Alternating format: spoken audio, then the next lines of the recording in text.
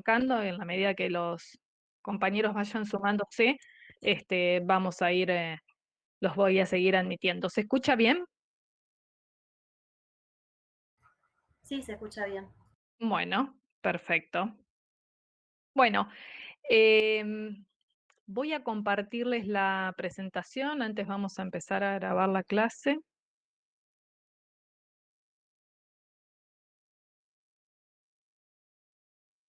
Estamos.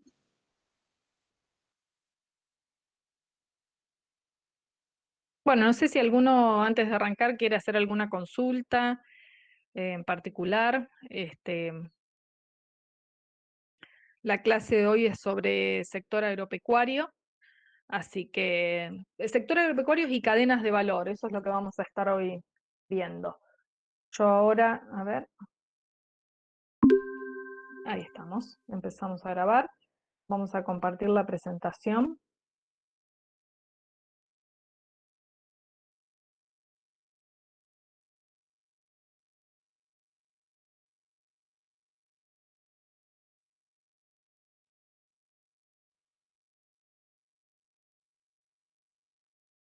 ¿Se ve bien? Porque yo ahí dejo de verlos, entonces poco me pierdo. ¿Ven bien la presentación? Sí, sí, se ve. Bueno, perfecto. Por ahí me van a ver que vuelvo al aula, pero solo para ver si hay alumnos esperando. Eh, bueno, a ver, arrancamos con esta clase que es sector agropecuario y cadenas de valor. Lo que vamos a ver es un poco características del sector agropecuario, de lo que es la empresa, y también definiciones de lo que es cadena de valor y puntualmente lo que son características de algunas, de determinadas cadenas de valor. Vamos a ver datos concretos que se han hecho en determinados estudios. ¿M? Ahora, ¿qué me interesaba que para el arranque siempre me gusta, digamos, que miremos un poco cómo viene la materia y en qué se enfoca esta clase en particular? Este, mm, Acá lo que nosotros encontramos es que ustedes hasta acá ya dieron toda la parte más de micro, de eso se basó fundamentalmente el primer parcial, todo lo que fueron la frontera de posibilidades de producción, los temas de oferta y demanda, tipos de mercados, la parte de producción, de función de producción, costos, todo lo que es elasticidad, y después pasaron más a la parte macro, y ahí vieron, bueno, características generales de lo que es la macroeconomía, el sector público, el sector privado, la política monetaria, lo que es el sector externo, lo que es la inflación. Y hoy lo que vamos a ver en realidad, dentro de lo que es de la parte, o sea, de la parte micro, que se miraba más la empresa en sí, o podíamos hablar del mercado de la carne, el mercado de determinados productos agrícolas, por ejemplo, y de pasar a lo más macro, que siempre vemos ahí los números macros, hay clases todavía que faltan por dar, digo, lo que ha sido sector externo, lo que es la parte más monetaria, todavía tienen que verla, pero en esta clase vemos más lo que es la dimensión mesoeconómica. Y acá vamos a encontrar aspectos sectoriales. Entonces, ¿qué es lo que vamos a ver? Las características del sector agropecuario. Por supuesto que cuando hablamos de sector agropecuario, incluye muchos sectores también en sí mismo, ¿no? O sea, muchas cadenas de valor. Con lo cual, cuando uno ve cada una de esas cadenas de valor, que ya vamos a ver un poco la definición, dentro del sector agropecuario no tiene el sector de la carne vacuna, de la carne porcina, de la carne de pescado, también tenemos distintos productos agrícolas, como pueden ser el maíz, el trigo, etcétera. Cada uno tiene su respectiva cadena de valor. En el global, uno piensa en lo que es el sector agropecuario. Y este sector agropecuario en sus diferentes tiene una estructura económica determinada, estas cadenas tienen su historia, no es lo mismo la cadena de valor y todo lo que ha sido el sector de la carne bovina en un país como Argentina, que quizás el sector avícola o el sector porcino. Cada uno tiene su historia particular, su desarrollo regional más acentuado en unas regiones que en otras del país, distintos niveles de innovación a lo largo de la cadena, en determinados productos, en determinados fases de esas cadenas y también toda una historia que hace que sea diferente, ¿no? O sea, es importante marcar estas diferencias. Y bueno, algo ustedes quizás ya se les mencionó, bueno, ustedes tuvieron una clase específica de lo que era en realidad más la clínica veterinaria. Cuando pasamos a lo que es la empresa agropecuaria, tiene sus determinadas características, es decir, se diferencia de lo que es una empresa industrial o por ahí una empresa de servicios. ¿Por qué?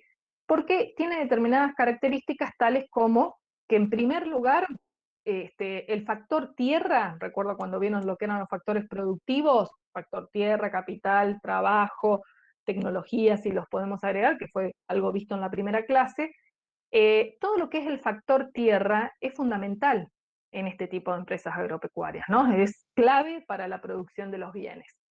Por otro lado, todo lo que son los seres vivos y procesos biológicos son la base de estas producciones, entonces acá es importante, perdón, me fijo por las dudas, sí, bien, no, vamos bien. Ahí se ve la presentación, estaba, Sí, sí, yo la sí, veo perfecto. bien, perfecto, bárbaro. Estaba mirando si por casualidad se agregaba alguien a...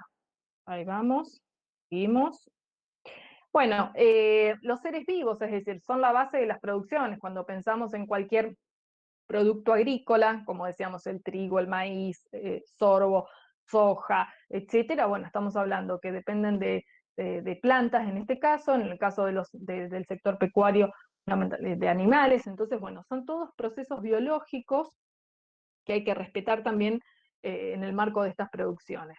El tema del ambiente y las condiciones agroecológicas, es decir, temperaturas, climas, los suelos, la frecuencia de las lluvias, son determinantes, por supuesto, claves para estas producciones. Algunas de las que recién mencioné, como era trigo, maíz, bueno, en función de las temperaturas, el clima, cuáles son los suelos, la frecuencia, como decía, de las lluvias, etcétera, es que las condiciones agroclimáticas van a estar dadas para unas producciones en unas regiones, otras producciones en otras, otro tipo de producciones.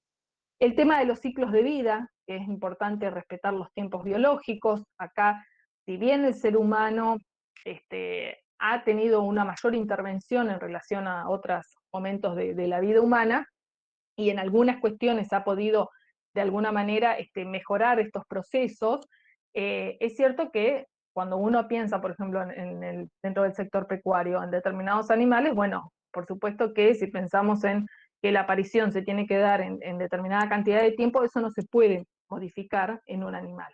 ¿Mm? Es decir, que hay tiempos biológicos que no queda alternativa más que respetarlos, y eso condiciona y determina los tiempos de los procesos de producción en toda la etapa primaria. Y, por supuesto, en las posteriores etapas de la cadena productiva de esos sectores. El tema de los riesgos e incertidumbres, o sea, aspectos ambientales. ¿Por qué? Porque en estos casos, como estamos tan atados y tan ligados a lo que son las condiciones agroecológicas, climáticas, el ser humano, hay cuestiones que no puede manejar. Digo, si hay un granizo no lo puede manejar, si hay una catástrofe ambiental, no sé, un huracán o una inundación. Esas son cuestiones que el ser humano le escapan al ser humano, y bueno, muchas veces puede perjudicar, o olas de calor, por ejemplo, que se mueren los animales. Bueno, ese tipo de cuestiones, si bien el ser humano puede de alguna manera preverlo, no sé, las mallas de antigranizo, por ejemplo, para determinadas producciones agrícolas, es una alternativa, pero son formas de paliar determinados riesgos, ¿sí? Y de tener un poco más de certidumbre en cuanto a la cantidad de productos de producción que uno puede prever a futuro. Y otra de las grandes cuestiones de la empresa agropecuaria es que estamos hablando de commodities, es decir, empresas tomadoras de precio. Cuando nosotros pensamos en la producción argentina, mucha producción de Argentina que se vende a granel, como se dice, y bueno, se vende a precio de commodity en los mercados internacionales. Nosotros no pautamos ese precio, se pautan a nivel internacional.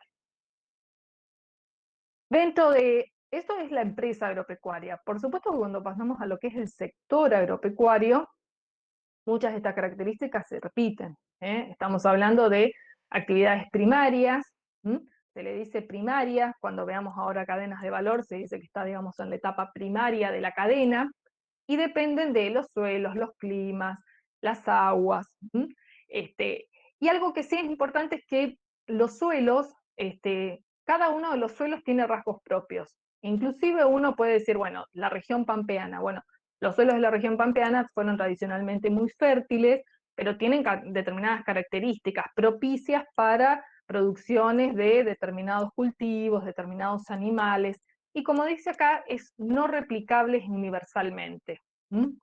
Esto no se puede replicar, digo, las características que, por ejemplo, tienen los vinos argentinos, el Malbec argentino, tiene determinado sabor, determinadas características que se centran, digamos, se basan en características agroecológicas propias de la región donde se produce este tipo de vinos. Atado, digamos, a todo esto, por supuesto que se ha avanzado, existen lo que son en términos de derecho, de propiedad intelectual, las indicaciones geográficas, las denominaciones de origen.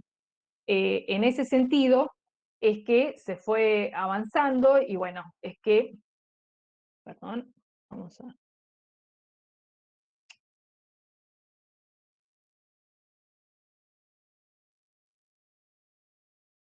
Entonces, al ser irreplicables, muchas veces los países se basan en este tipo de indicaciones geográficas, es una manera de proteger los productos. Entonces, como ustedes sabrán, por ejemplo, lo que es el vino, determinados vinos producidos en regiones como Rioja, España, otros vinos del resto del mundo no pueden denominarse de la misma manera. O lo que es el champán, pero el champán es propio de la región específica que se produce este tipo de bebidas, entonces son irreplicables, y al ser irreplicables es que quienes lo producen consideran que no se puede utilizar el mismo nombre, entonces por eso es que se los denomina vinos espumantes, es necesario que así se los llame, ¿no?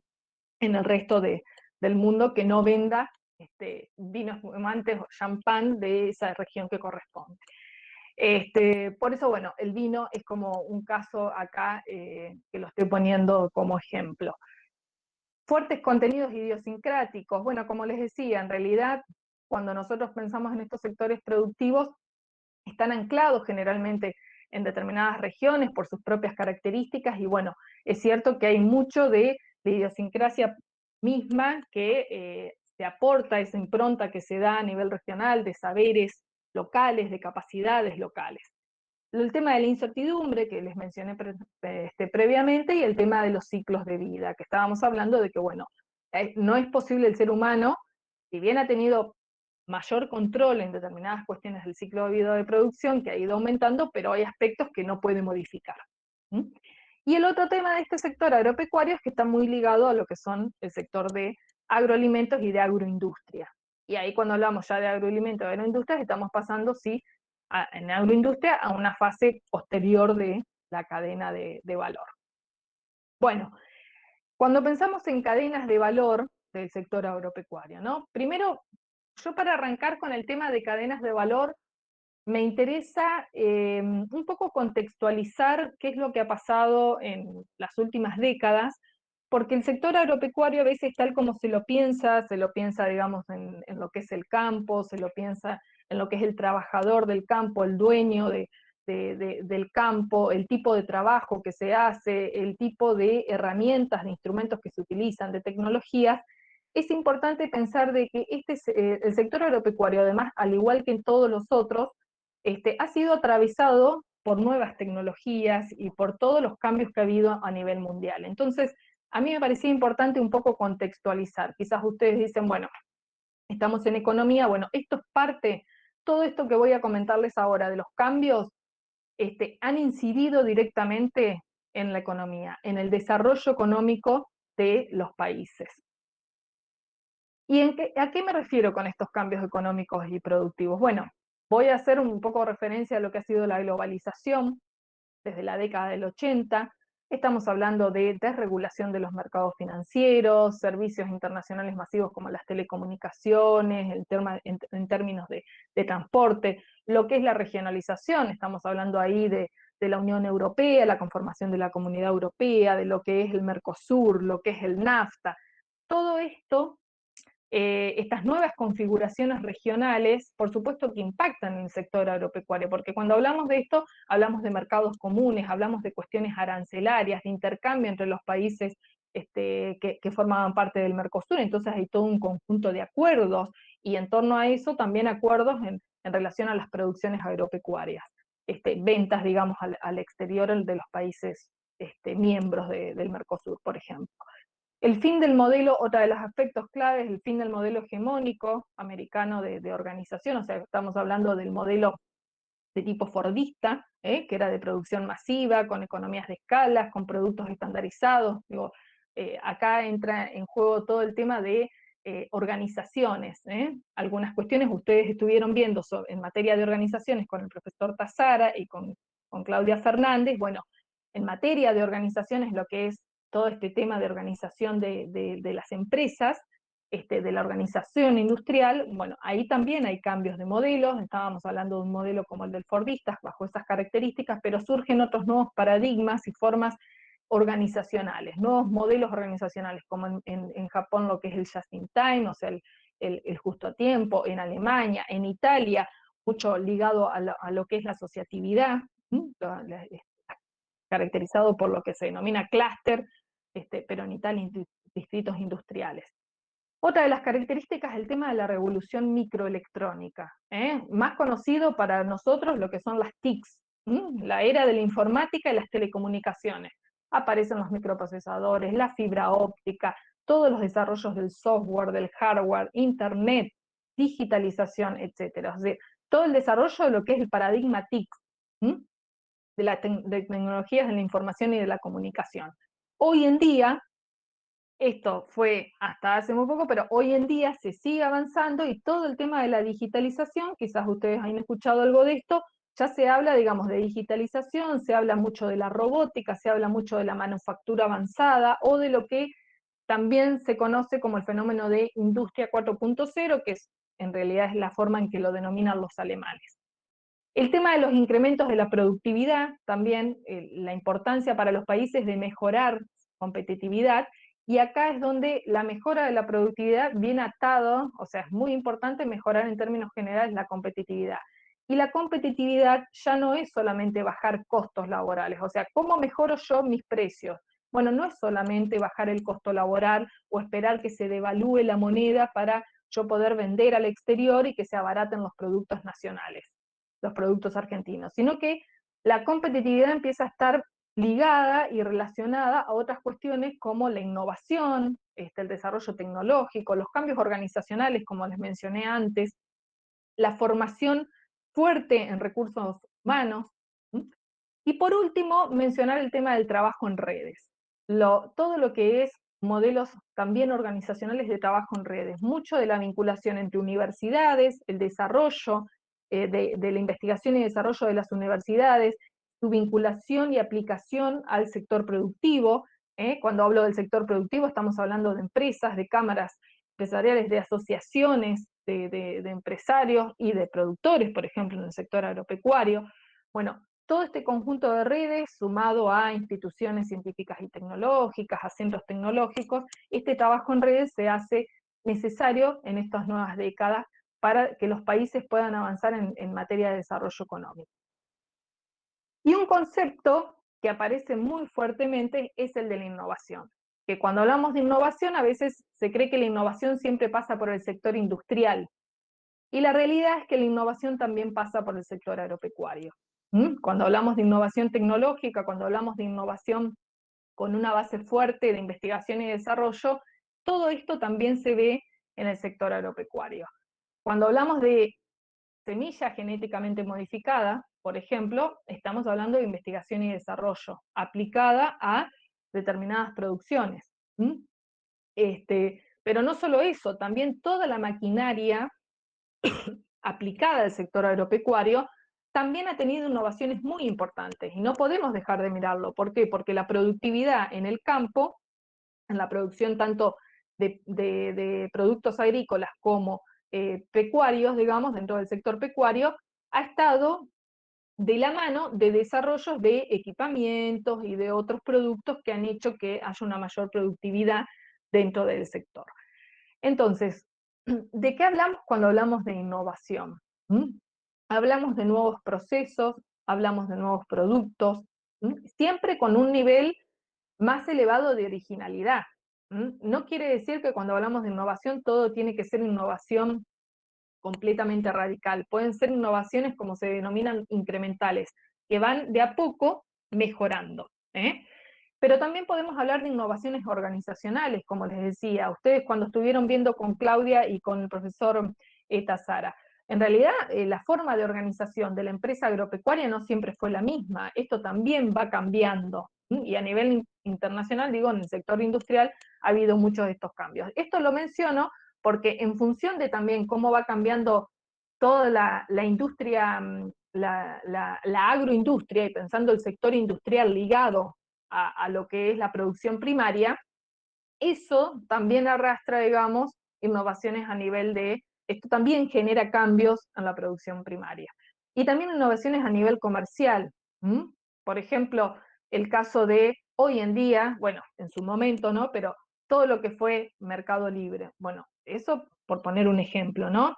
Ese tipo de formas de comercialización hoy tan utilizadas en un marco de pandemia, esas fueron innovaciones también a nivel comercial. Bueno, esto, por supuesto que se ve mucho más enfatizado, digamos, todos estos cambios en los países desarrollados. ¿Qué países desarrollados? Los que tienen mayor desarrollo tecnológico. ¿Y qué nos pasa a los países que estamos en vías de industrialización o países en desarrollo? Que en general, digamos, hemos tenido históricamente el problema de exportar productos primarios o bien industriales sin tanto valor agregado o nivel de innovación, y tener la necesidad de importar tecnologías de mayor complejidad, que implican mayor complejidad, mayor innovación, es decir, mayor complejidad tecnológica. Entonces eso nos genera una diferencia, por supuesto, en el tema de precios. Cuando hablamos de productos primarios, como les mencionaba, y si nosotros lo vendemos a granel, estamos pensando en un commodity, o sea, nuestros precios están atados al mercado internacional. En tanto que cuando uno tiene un producto con mayor valor agregado, industrializado, con contenido tecnológico, con mayor complejidad tecnológica, la determinación del precio no es necesariamente como el commodity que te lo pauta el mercado internacional. Entonces uno con ese valor agregado tiene otra situación. Bueno, el tema de Argentina en este aspecto ha sido uno de los grandes problemas, nuestros gran cuello de botella que ha tenido la Argentina de tener estas brechas tecnológicas, estas diferencias respecto de países desarrollados, y el problema de que esto repercute en la balanza de pago. Aunque ustedes todavía no vieron lo que es el sector externo, cuando ustedes vean lo que es la balanza de pago, ¿qué es lo que hace? Lleva la contabilidad nuestra de la Argentina, del país, como en cualquier país, de todo lo que nosotros compramos y todo lo que se vende. Y eso puede dar un valor negativo o positivo, o cero, ¿no? Pero digo, la balanza comercial, todo lo que exportamos y todo lo que importamos, bueno, el problema es que cuando todo lo que vendemos no es suficiente para pagar todo lo que importamos, de algún lugar hay que tener los recursos. Y ahí es donde empiezan todos los problemas, digamos, de balanza comercial. Bueno, en materia de innovación tecnológica, una cuestión que se vuelve clave, y sobre todo esto que mencionaba del trabajo en red, es la participación de instituciones científicas y tecnológicas, instituciones de I+D. Pensemos en el marco, digamos, del sector agropecuario, una institución muy conocida es el Instituto Nacional de Tecnología Agropecuaria, el INTA. Pero cuando pensamos también en el sector agroindustrial, otra institución muy conocida es el Instituto Nacional de Tecnología Industrial, el INTA, que también trabaja con lo que es desarrollos tecnológicos, servicios tecnológicos para las empresas, y el INTA para el sector, fundamentalmente el sector agropecuario.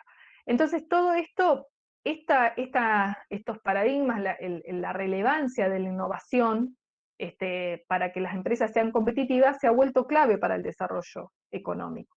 Por eso es que Esto es a modo de resumen, ustedes lo van a encontrar en la presentación, no es la idea desarrollar tanto, pero estos cambios de paradigmas también han mostrado cambios en la estructura. ¿En qué sentido? Antes, cuando hablábamos de la etapa fordista, como había que trabajar a grandes escalas, pensamos en la etapa fordista, pensamos en Ford, por ejemplo, entonces uno piensa en todo lo que es la producción en escala estandarizada. ¿Mm? Y una vez que la etapa fordista llega a su fin, es que empiezan estos nuevos paradigmas y empiezan todos estos cambios a nivel de las producciones y con la preponderancia de la innovación. Pero también todo el tema de la diferenciación de los productos, los cambios en los gustos, la segmentación de la demanda. ¿Mm? No todos quieren lo mismo, no quieren todos el mismo jean.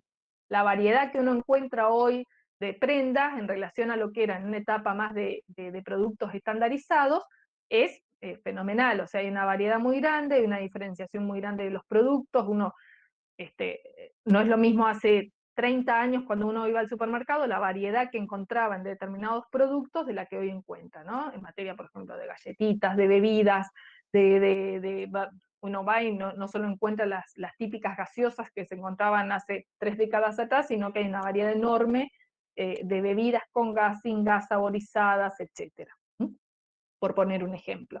Y hay una cuestión muy importante que sí cambia, y es el de la calidad. Calidad en los procesos, calidad en los productos, el cumplir con todo un conjunto de normativas, y eso realmente que sí ha tenido muchísimo impacto en lo que es el sector agropecuario, porque la calidad pasa a ser preponderante y eso también se traslada como exigencia para aquellos que quieren vender a los sectores industriales.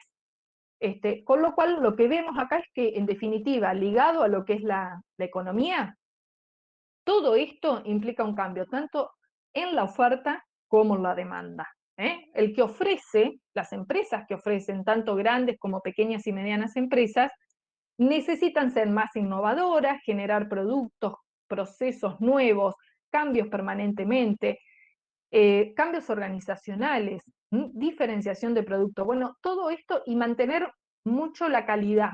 Entonces la calidad pasa a ser un pilar muy importante, además de la innovación y cumplir con esta normativa. Y desde la demanda, el consumidor se vuelve más exigente también en determinadas cuestiones, como quiere que los tiempos de producción sean cada vez menores. Esto lo podemos ver en las tecnologías. Digo, uno ve que permanentemente, cada año y medio, 2 años, se va cambiando el celular, ¿no? Entonces hay una demanda exigente en cuanto a que, más allá de que son todas innovaciones pequeñas, como les decía, incrementales, hay una exigencia por todo el tiempo tener la tecnología siempre con algo agregado. Uno cambia el celular y siempre le estamos agregando algo. Y si no era más megapíxeles en la cámara, es que tiene otra característica, no sé, que ahora podés utilizarla con otras funciones. Y bueno, así es como se da que también la demanda se vuelve más exigente, se requiere mayor rapidez y todo esto repercute, por supuesto, en la oferta. Bueno, entonces, ¿qué cambios hay a nivel del sector agropecuario con todo esto? Bueno, acá en el sector agropecuario también hay cambios. ¿Mm? Una de las cuestiones claves que se ve en el sector agropecuario es la expansión de la soja.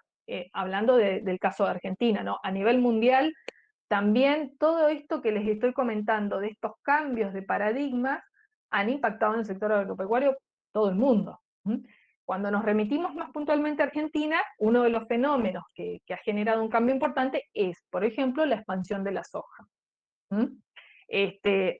Y en la expansión de la soja, esto también viene acompañado de todo un paquete tecnológico. Por ejemplo, la generalización de la siembra directa, lo que es el desarrollo y expansión de semillas transgénicas, lo que es también como sector, el desarrollo del sector de la biotecnología, que es aplicada a plantas, animales, esto ustedes lo van a ver también mucho a lo largo de su carrera, el uso de herbicidas, de plaguicidas, de glisofatos, de fertilizantes, mucho más uso, hay una industria muy fuerte en todo esto. Las maquinarias agrícolas, el desarrollo de la maquinaria agrícola, pero fundamentalmente centrado en lo que es la siembra directa, todo lo que es la aparición del silo bolsa, la agricultura de precisión, las tecnologías, las TICs aplicadas al sector agropecuario, y todo esto genera cambios. Ahora, cuando trato de relacionar esto un poco con oferta y demanda. ¿no? Ustedes que estuvieron viendo lo que era la oferta y la demanda. Bueno, todos estos cambios generaron un impacto. Por ejemplo, la expansión de la soja generó cierto desplazamiento de la producción de carne vacuna. Entonces, cuando uno piensa en la oferta y la demanda, ¿por qué la carne vacuna dejó de consumirse el mismo nivel? Bueno, una de las cuestiones fue porque cuando ustedes miraban la oferta, que decía que uno de los factores de los cuales depende la función de oferta era, por ejemplo, el precio de otros productos, y bueno, como el precio de la soja era tan elevado, entonces los productores decidieron dejar de producir la carne vacuna y se pusieron a producir soja. Bueno, y esto pasó con otros cultivos también. Esto ligado, pensándolo en cosas que ustedes ya vieron. Y cuando pensamos en este paquete tecnológico, también esto genera un impacto en el oferente y bueno, y también de cierta forma en el demandante. Pero por ejemplo, desde el lado de la oferta, todo lo que ha sido la biotecnología, que impacta en el producto directamente, lo que son los fertilizantes, por ejemplo, que implican que, bueno, la producción tenga una mayor productividad, justamente porque los fertilizantes impiden que las plantas se perjudiquen frente a determinadas plagas o pestes, etcétera, ¿no? Y la maquinaria agrícola también es importante, esto más está todo más relacionado con el sector agrícola, pero la maquinaria agrícola ha sido importante porque también han ido avanzando tecnológicamente, entonces mejoran también los niveles de productividad en cuanto a el desarrollo del sector agrícola. ¿Mm? Esto que ustedes ven de agricultura de precisión y TICS es porque las máquinas ya hoy en día incorporan monitores, te pueden decir los niveles de humedad, te dan toda una serie de datos en la máquina en la que se sienta el productor que antes no existían. Y esto está muchas veces conectado con la famosa nube que ustedes deben estar interiorizados. Todo lo que nosotros ponemos en la nube, muchos de estos datos van a la nube y a partir de ahí se pueden analizar y ver cuáles son los niveles de productividad con los que se está trabajando. Pero esto también se aplica a nivel de animales. Yo igual continúo y después vamos a ver algunos ejemplos. Seguimos con los cambios en el sector primario. Es decir, como algo ya estuvimos mencionando, hubo todo un cambio, pero bueno, estamos hablando de cambios en términos técnicos, productivos, organizacionales. Ha habido, en términos generales, un aumento de las formas contractuales, de la subcontratación de servicios, el uso, como les decía, de insumos industriales, como por ejemplo los fertilizantes, los plaguicidas, etcétera, y también tierras cedidas para su uso. Entonces, ¿qué es lo que ha pasado acá? Todos estos cambios llevan a ciertos cambios estructurales dentro del sector agropecuario. Y acá, ¿qué es lo que encontramos? Dos modelos de producción distintas. O sea, ustedes han visto a lo largo de la materia lo que es la producción de bienes. Y bueno, la forma de producir dentro del sector agropecuario también ha tenido cambios. Así como antes era, o sea, por muchos años, en décadas pasadas, pero todavía hay algo vigente, digamos, en lo que es Argentina, el modelo que se denomina de producción integrada vertical, donde uno encontraba que actores claves como el productor agropecuario es el que realizaba todo, ¿no? El desarrollo interno, hacía todo el control, se ocupaba de los cultivos o de la producción de los animales, controlaba todo el proceso, tenía que asumir todo el riesgo, tenía sus propios equipos, es decir, toda la toma de decisiones corría por su parte. Esto que vieron ustedes de toma de decisiones, que vieron con el profesor Tazara, bueno, todo corría a cargo del productor agropecuario.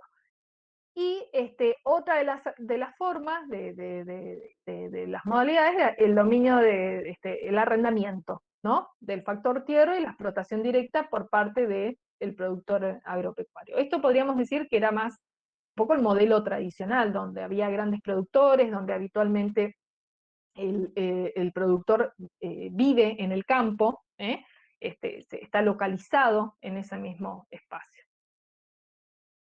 En tanto que otro de los modelos es el de organización en red, un modelo que va apareciendo y que va avanzando, y donde la característica fundamental es la separación de la propiedad de lo que es la tierra. Es decir, el propietario no es necesariamente el que trabaja la tierra. En la bibliografía que ustedes encuentran citada, ellos, los autores que ustedes van a encontrar citados, bueno, las denominan empresas de producción agropecuaria, y lo que dicen es que estas son empresas, es decir, quienes trabajan la tierra, pero que no necesariamente son el propietario, estas empresas que se hacen cargo de explotar la tierra, asumen todo, la coordinación, la organización, dirigir todos los riesgos. Es decir, que hay una especie de desverticalización. Y ahí hay un rol muy importante de lo que es el denominado contratista, que no es una figura nueva, la del contratista, es una figura que ya tiene muchos años, pero que en Argentina esta es una figura que fue ocupando un lugar cada vez más importante. Y este contratista exige muchas veces exige tecnologías buenas.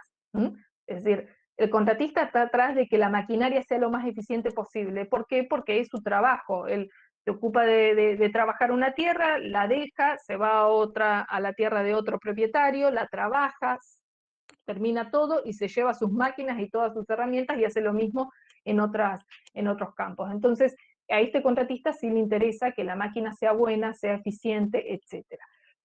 El tema de la provisión de insumos industriales, que se vuelve clave, como ya mencionamos, y este aumento de las modalidades de contrato. ¿Por qué? Porque la tierra es de unos, o sea, los propietarios están por un lado, entonces lo que hacen es firmar contratos, generar contratos con contratistas, ¿para qué? Para que esté pautado qué es lo que se va a producir, qué es lo entregable de todo esto. Por eso es que los contratos se vuelven tan importantes.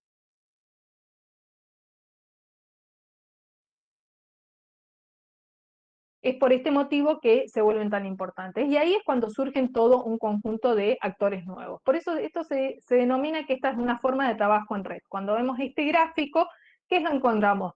Todo un conjunto de actores económicos. Tenemos los proveedores de maquinaria, de las distintas maquinarias. Y cuando hablamos de maquinaria, yo les estoy hablando, sí, uno puede pensar dentro del sector agrícola, cosechadoras, tractores, pulverizadoras, etc. Bueno, el tractor también se utiliza dentro de lo que es el sector pecuario, pero dentro de lo que es el sector pecuario también hay mucho de maquinaria que se va utilizando, sobre todo ya cuando pensamos más en la etapa de industrialización. Pero bueno, el proveedor de maquinaria se vuelve cada vez más importante. Y dentro del sector pecuario también hay mucho desarrollo de las TIC. Así como ustedes leyeron agricultura de precisión, también existe todo lo que es no se lo denomina agricultura, ni tampoco podríamos decir veterinaria de precisión, sino que todo lo que es tecnologías de precisión aplicada a la producción animal. Chips, tecnologías que ahora vamos a ver un poco de algunas figuras representativas. Pero como ven en esta red, ¿qué encontramos? Proveedores, contratistas, como os decía, que son los prestadores de servicio, las empresas TICs. Hay empresas que hacen todo el desarrollo tecnológico y de las TICs aplicadas a la producción pecuaria o a la producción agrícola.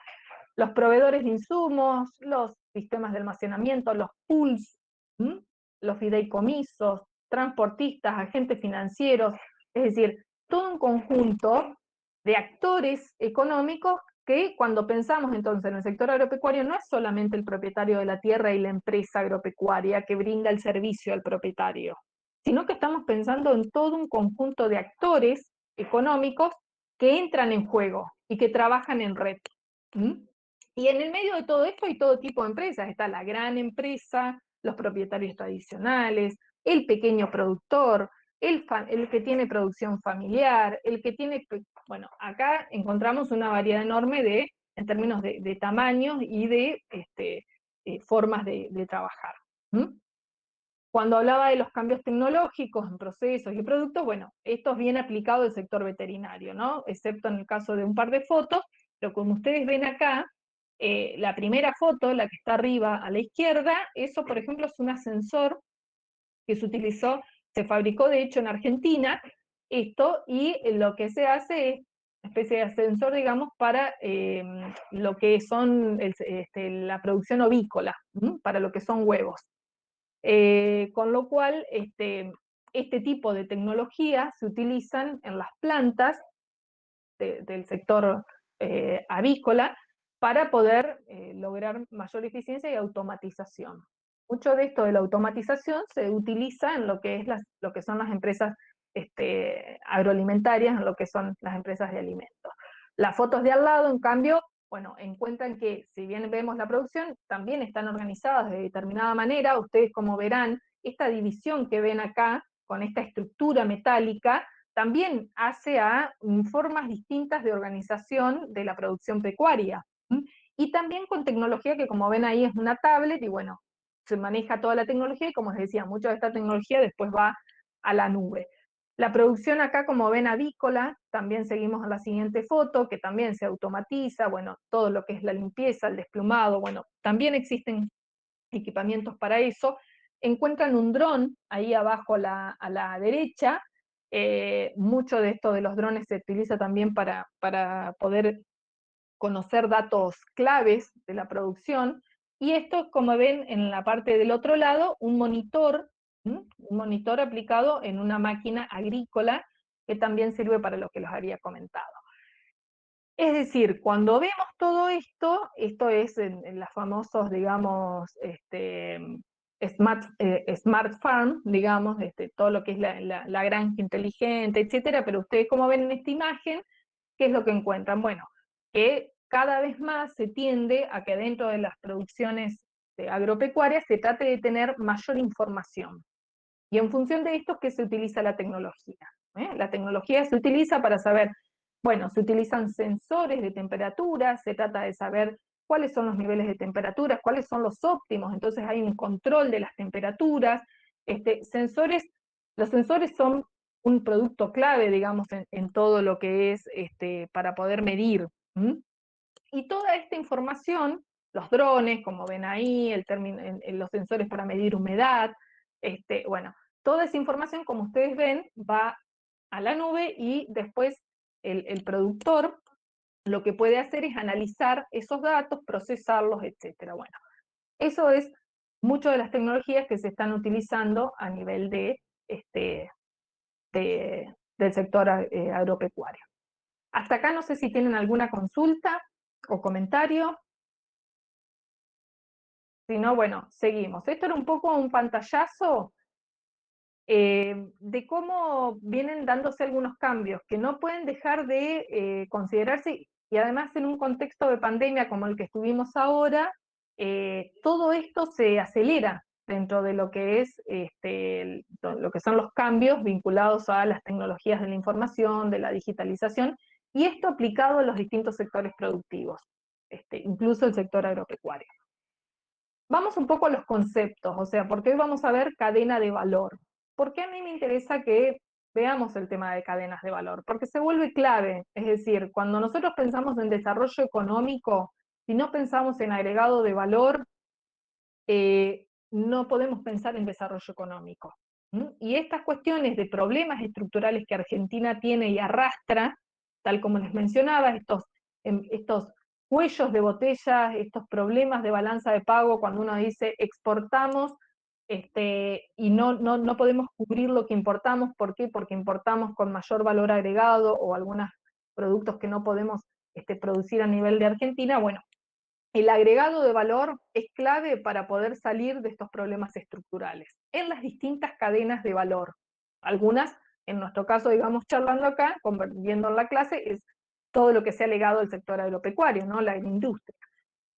Entonces, ¿qué es el valor agregado? Cuando ustedes ven el PBI, el Producto Bruto Interno, hay distintos métodos de cálculo. Uno es el del valor agregado. ¿Y qué es el valor agregado? Se genera, como dice el concepto, a medida que se transforma un bien o un servicio en los distintos sectores de la economía o rama de actividad.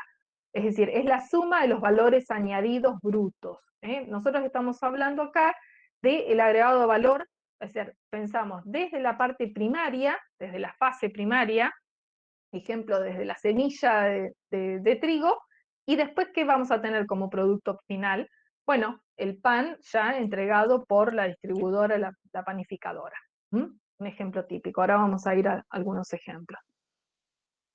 Este es un gráfico como para ponerlo de ejemplo. Nosotros, cuando hablamos de agregado de valor, en la medida que un producto o servicio pasa por estas distintas instancias, estas distintas fases de la cadena de valor, digo, es bien gráfico pensar en cadena, es como cualquier cadena de la que nosotros vemos, van los encadenamientos, ¿no? pero siempre es necesario pensar en el agregado de valor.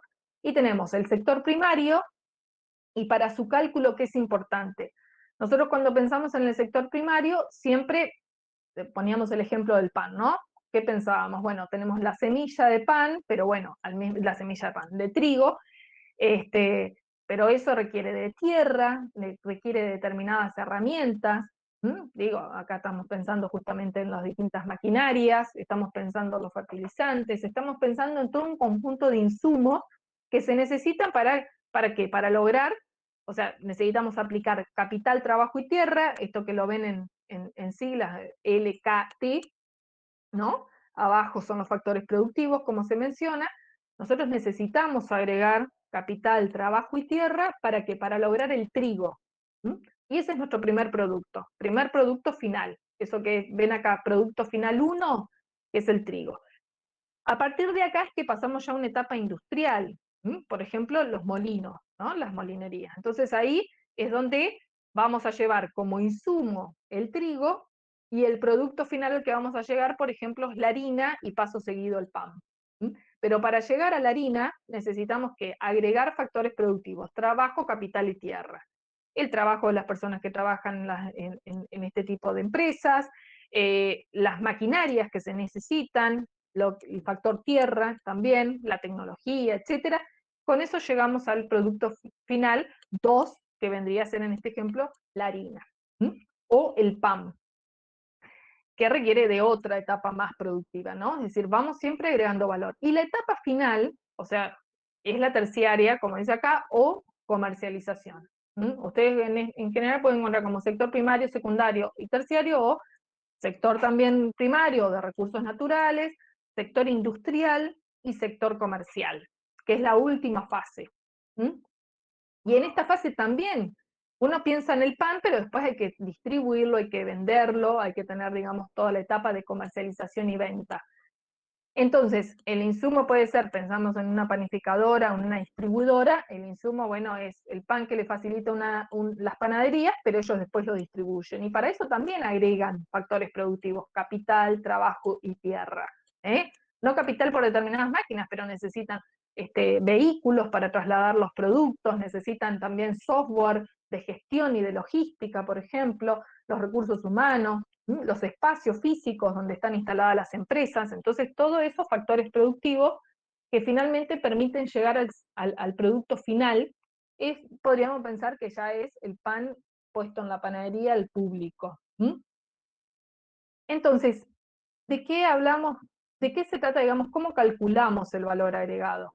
Y ahí es donde vamos a tener que el valor agregado es la sumatoria de todos estos, podríamos decir, estos tres globos que ven acá de capital, trabajo y tierra. Bueno, capital, trabajo y tierra del sector primario, capital, trabajo y tierra del sector secundario, y lo mismo del sector terciario. La sumatoria de eso es el valor agregado. Ahora, ¿qué es el valor bruto de producción? Bueno, es la sumatoria del producto final 1, producto final 2 y producto final 3, poniéndole precios a todo esto y números. Entonces, siempre tengan en cuenta que no es lo mismo el valor agregado que el valor bruto de producción. Entonces, cuando hablamos de valor agregado, de esto se trata. Nosotros cuando pensamos en factores productivos es capital, trabajo y tierra, pero la realidad también es que la tecnología o la innovación, por todos los cambios que antes les mencioné, se vuelven clave. Todo lo que es la innovación y el desarrollo tecnológico inciden en este agregado de valor, o sea, eso también es agregado de valor. Ese agregado de valor que permanentemente está. Entonces vos, a lo largo de estas cadenas de valor, también uno puede decir, bueno, yo quiero comer un producto en el que conozca cuál es la trazabilidad, cuál es el nivel de calidad en cada una de las fases productivas. Entonces vos podés saber, hoy en día con todos estos temas, la información de, bueno, de dónde provienen los tomates de determinada lata de tomates. Y uno quiere conocer, quiere tener cada vez más información. ¿Son tomates orgánicos? ¿No son orgánicos? Bueno, todo un conjunto de datos la información que el consumidor cada vez exige más tener. Y ahí es donde se aplican todas estas cuestiones de la calidad, de la trazabilidad y de las tecnologías aplicadas para que eso también sea posible. Pero yo pensando en el sector primario, como les decía, no es lo mismo tener una semilla genéticamente modificada que una que no es así, o bueno, una que tenga investigación y desarrollo aplicado, como por ejemplo las híbridos. Bueno, ¿por qué? Porque eso hace las características, eso hace también al valor de ese producto que uno dice, pero es un producto agropecuario. Sí, pero ya desde esa instancia uno ya puede pensar en que hay un valor agregado distinto, que es investigación y desarrollo, y que se invierte cualquier cantidad de recursos para esas investigaciones y desarrollo, por ejemplo, de las empresas que producen y que desarrollan semillas. Bueno, el concepto acá de cadena de valor no se los voy a repetir porque ustedes ya encuentran acá, pero sí me interesa que pensemos que dentro de una cadena de valor, que arranca de una materia prima y termina en un producto terminado para después venderlo, hay todo un conjunto de actividades. Investigación y desarrollo, como daba el ejemplo hoy en día. Digo, uno piensa en el sector lácteo, voy a dar un ejemplo del sector lácteo, y es lo mismo, o sea, uno va a la góndola de quesos y encuentra una variedad enorme, el queso por salud, el queso mozzarella, el queso magro, el queso, bueno, todo eso hace la diferenciación del producto que hoy hablábamos. No es lo mismo comprar verdura orgánica que no orgánica, el precio es diferente, que no es lo mismo con determinado packaging. O sea, todo eso es diseño también aplicado, valor agregado, investigación y desarrollo en los casos donde el producto es diferenciado.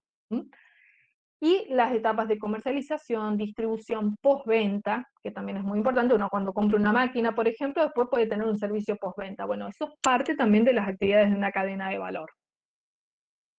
Y otras definiciones, bueno, acá las pueden encontrar. ¿Y qué es lo que dice? Esto lo ven ustedes mucho, lo asocio con lo que ustedes van a ver en lo que es proyectos de inversión. Ustedes van a ver todo el tema de por qué es importante en un proyecto de inversión, y los que ya han estado mirando un poco la documentación que está subida, ¿qué es lo que importa? Nos interesa ver quiénes son los proveedores, ustedes van pensando en un proyecto de inversión para una empresa, y uno qué le importa ver, qué le interesa, y bueno, quiénes son los proveedores, quiénes son los clientes, quién es la competencia, todo eso es importante ver a nivel de la cadena de valor.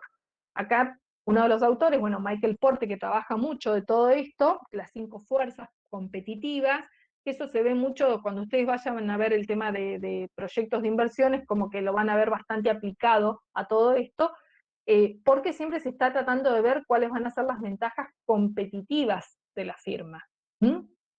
¿Qué actividades conviene hacer a la empresa en términos de diseño, de innovación, de cómo comercializar? Hay empresas donde el fuerte dicen, bueno, la realidad es que tenemos un producto muy similar a nuestra competencia, ¿y qué vamos a hacer? Y bueno, vamos a tener mejores promociones, vamos a tener entregas más rápidas, vamos a tener, por ejemplo, un servicio postventa que supere a la competencia, que sea mejor que la competencia. Entonces se trata de ver qué ventajas tener frente a la competencia, pero como ustedes ven ahí, el foco está en la empresa. Yo cuando hablo de esto, siempre hablamos de esta cuestión de la competencia o de algo que es interesante cuando uno ve los sitios de ventas online, y uno hoy en día tiene esa ventaja de poder ver cuáles son las críticas que recibe ese vendedor, cuántas estrellitas tiene y cuáles son los comentarios que tienen los compradores. No, bueno, no llegó a tiempo el producto, es de mala calidad o es de muy buena calidad, era lo que esperaba, no era lo que esperaba, todas esas características que nosotros como compradores chequeamos antes de comprar un producto online.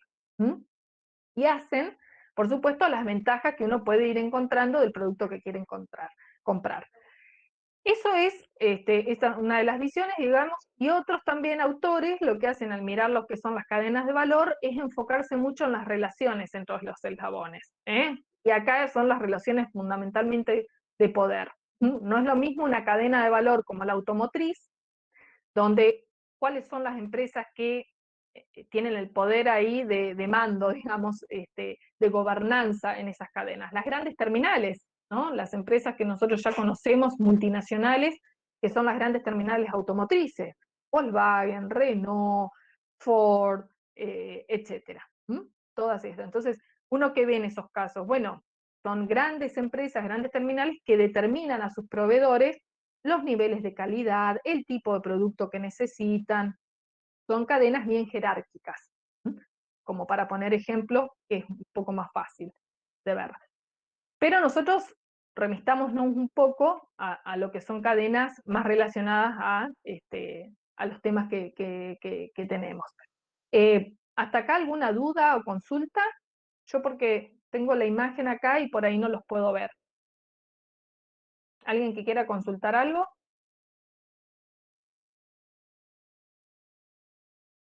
Bueno, continuamos entonces.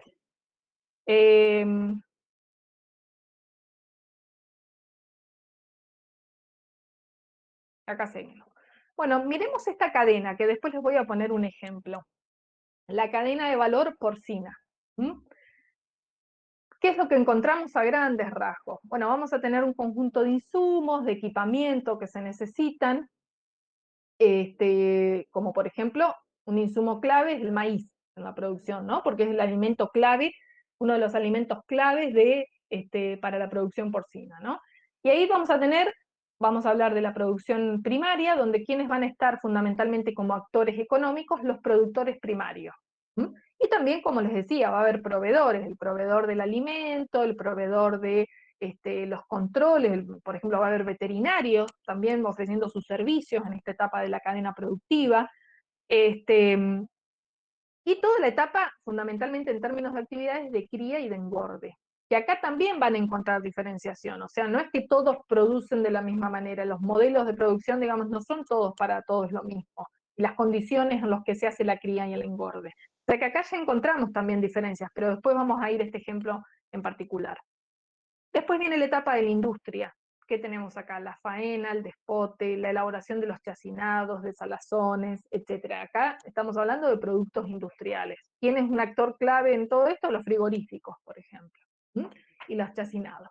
Y después viene la tercera etapa, la parte del sector terciario, que es la comercialización. ¿Quiénes son actores económicos claves acá? Los supermercados, las carnicerías, almacenes, el mundo gastronómico y otro tipo de comercios. O sea, están los mayoristas, los minoristas, y esto hay dos tipos de mercado, el de mercado interno y el mercado externo, es decir, lo que se vende afuera. ¿Mm? Y finalmente está el consumidor. Entonces esto es lo que vemos a lo largo.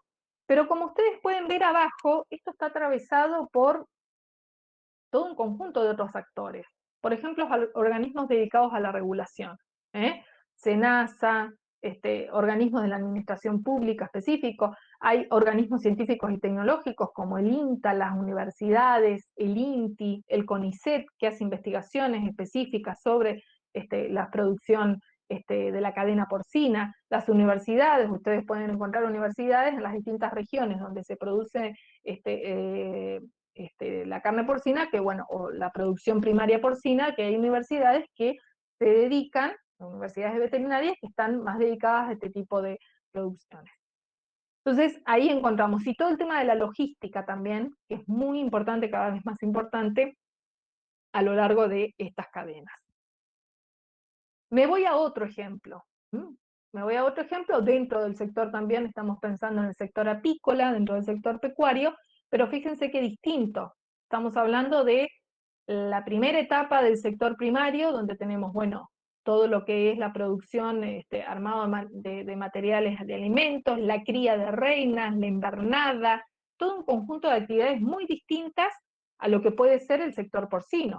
La selección de colmenas, la producción del polen, bueno, todo acá con muchísimos controles de calidad también, por eso es que participan distintos organismos regulatorios, que a medida que avanza, digo, para tener el pote de miel, esto se avanza y interviene, por ejemplo, en ANMAT, intervienen organismos específicos, intervienen otros organismos científicos y tecnológicos, vuelvo como el INTA, el INTI, las universidades, bueno, esto con muchas veces, a veces con servicios, con asistencias técnicas, con investigación aplicada.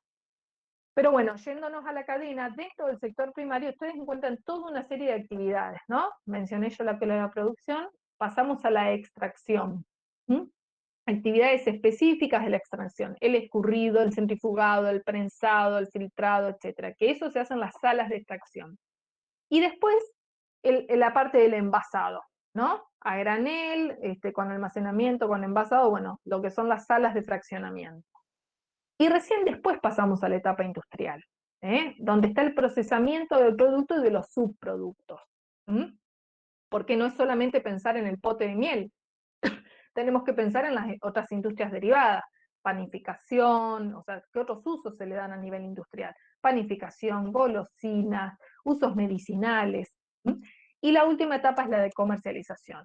Argentina tiene una fuerte exportación, digamos, de lo que es miel, pero miel a granel, fundamentalmente. Es decir, que acá tenemos un grave problema en términos de valor agregado, esto que hablábamos antes, o sea, tenemos una importante producción, una importante exportación, pero ¿qué pasa? La vendemos a granel, sin valor agregado. Bueno, esto sí es importante que también, así como hablábamos del contratista en el sector agrícola, etcétera, bueno, acá también hay mucho servicio al productor apícola, ¿no? El tema de colmenas de producción, de cera estampada, el alimento, los antibióticos, las máquinas de extracción, o sea, siempre cuando pensamos en una cadena, ya sea agrícola o pecuaria, tenemos que pensar de que hay bienes de capital, maquinarias, equipamientos necesarios para la producción en las distintas fases de la cadena. Todo el tema del envasado es clave, y esto ya está en la última fase de la cadena. El tema del envasado se vuelve muy importante, ¿no? Bueno, en la parte primaria una parte tiene también. Bueno, ahora, ¿por qué es importante participar en cadenas de valor? Ustedes, cuando se habla de cadenas de valor, otro término que pueden llegar a encontrar es el de cadenas globales de valor. ¿Por qué globales? Porque en realidad tenemos que salirnos del país y no solo mirar la cadena de valor a nivel Argentina, bueno, dónde están las colmenas, dónde están, en el caso apícola, ¿no? ¿Dónde está el procesamiento de la miel? ¿Dónde está la parte de comercialización fuerte? No sé, en la zona centro, por ejemplo, ¿no? Pero eso todo transcurre, toda esta descripción y todas estas actividades en el marco del territorio argentino. Pero esta cadena no se termina acá, porque la cadena apícola existe en otros países también. Entonces uno tiene que pensar también a nivel global, uno tiene que decir, bueno, ¿qué es lo que pasa en la cadena de valor en todo el mundo? ¿Quiénes son los principales productores a nivel mundial de miel, por ejemplo, o de carne porcina? ¿Quiénes son los principales consumidores de carne porcina en el ejemplo que vimos?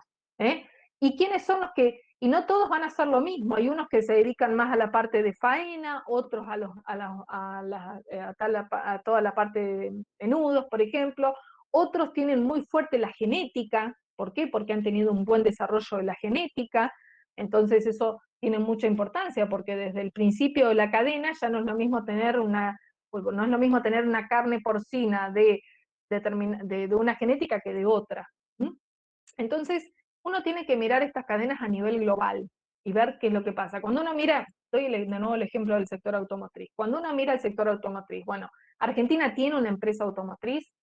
No, la tuvo alguna vez con Cian, ¿viste? La tuvimos autos. Hoy en día no tiene, más allá de que se produzca algo acá, pero esas son cadenas globales de valor y que de hecho se fueron cada vez reorganizando de distinta manera. Y Argentina tiene solamente determinadas terminales y determinadas fases de producción en la Argentina, ¿no? Y determinados autos en producción, pero no es todo, ¿no? O sea, nosotros sabemos que las casas matrices se ubican en distintos lugares del mundo. Francia, Italia, Estados Unidos, Japón. ¿Por qué? Por las distintas marcas, pero son pocas las empresas automotrices y son las que tienen la gobernanza de esta cadena global de valor. Bueno, eso ocurre en todas las cadenas, ¿no? Cada una con sus características, pero siempre es bueno mirar afuera qué es lo que está pasando. Ahora, cuando uno piensa en estas cadenas, la pregunta siempre es, bueno, ¿qué ventaja tiene de participar en todo esto? Y bueno, que te permite tener acceso a determinados mercados, el incremento del agregado de valor, hay que tener en cuenta la coordinación entre los actores, la mejora de la gestión y de las estrategias, siempre hay que pensar en términos estratégicos, el cumplimiento de las normativas.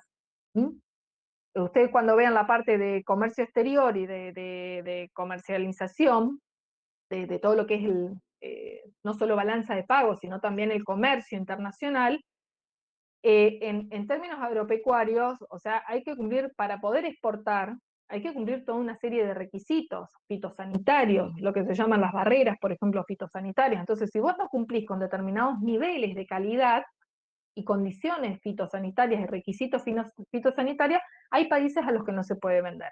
Cuando pasamos a la parte industrial también ocurre lo mismo, hay que cumplir con toda una serie de normativas que hacen que sea necesario como puerta de entrada a otros países.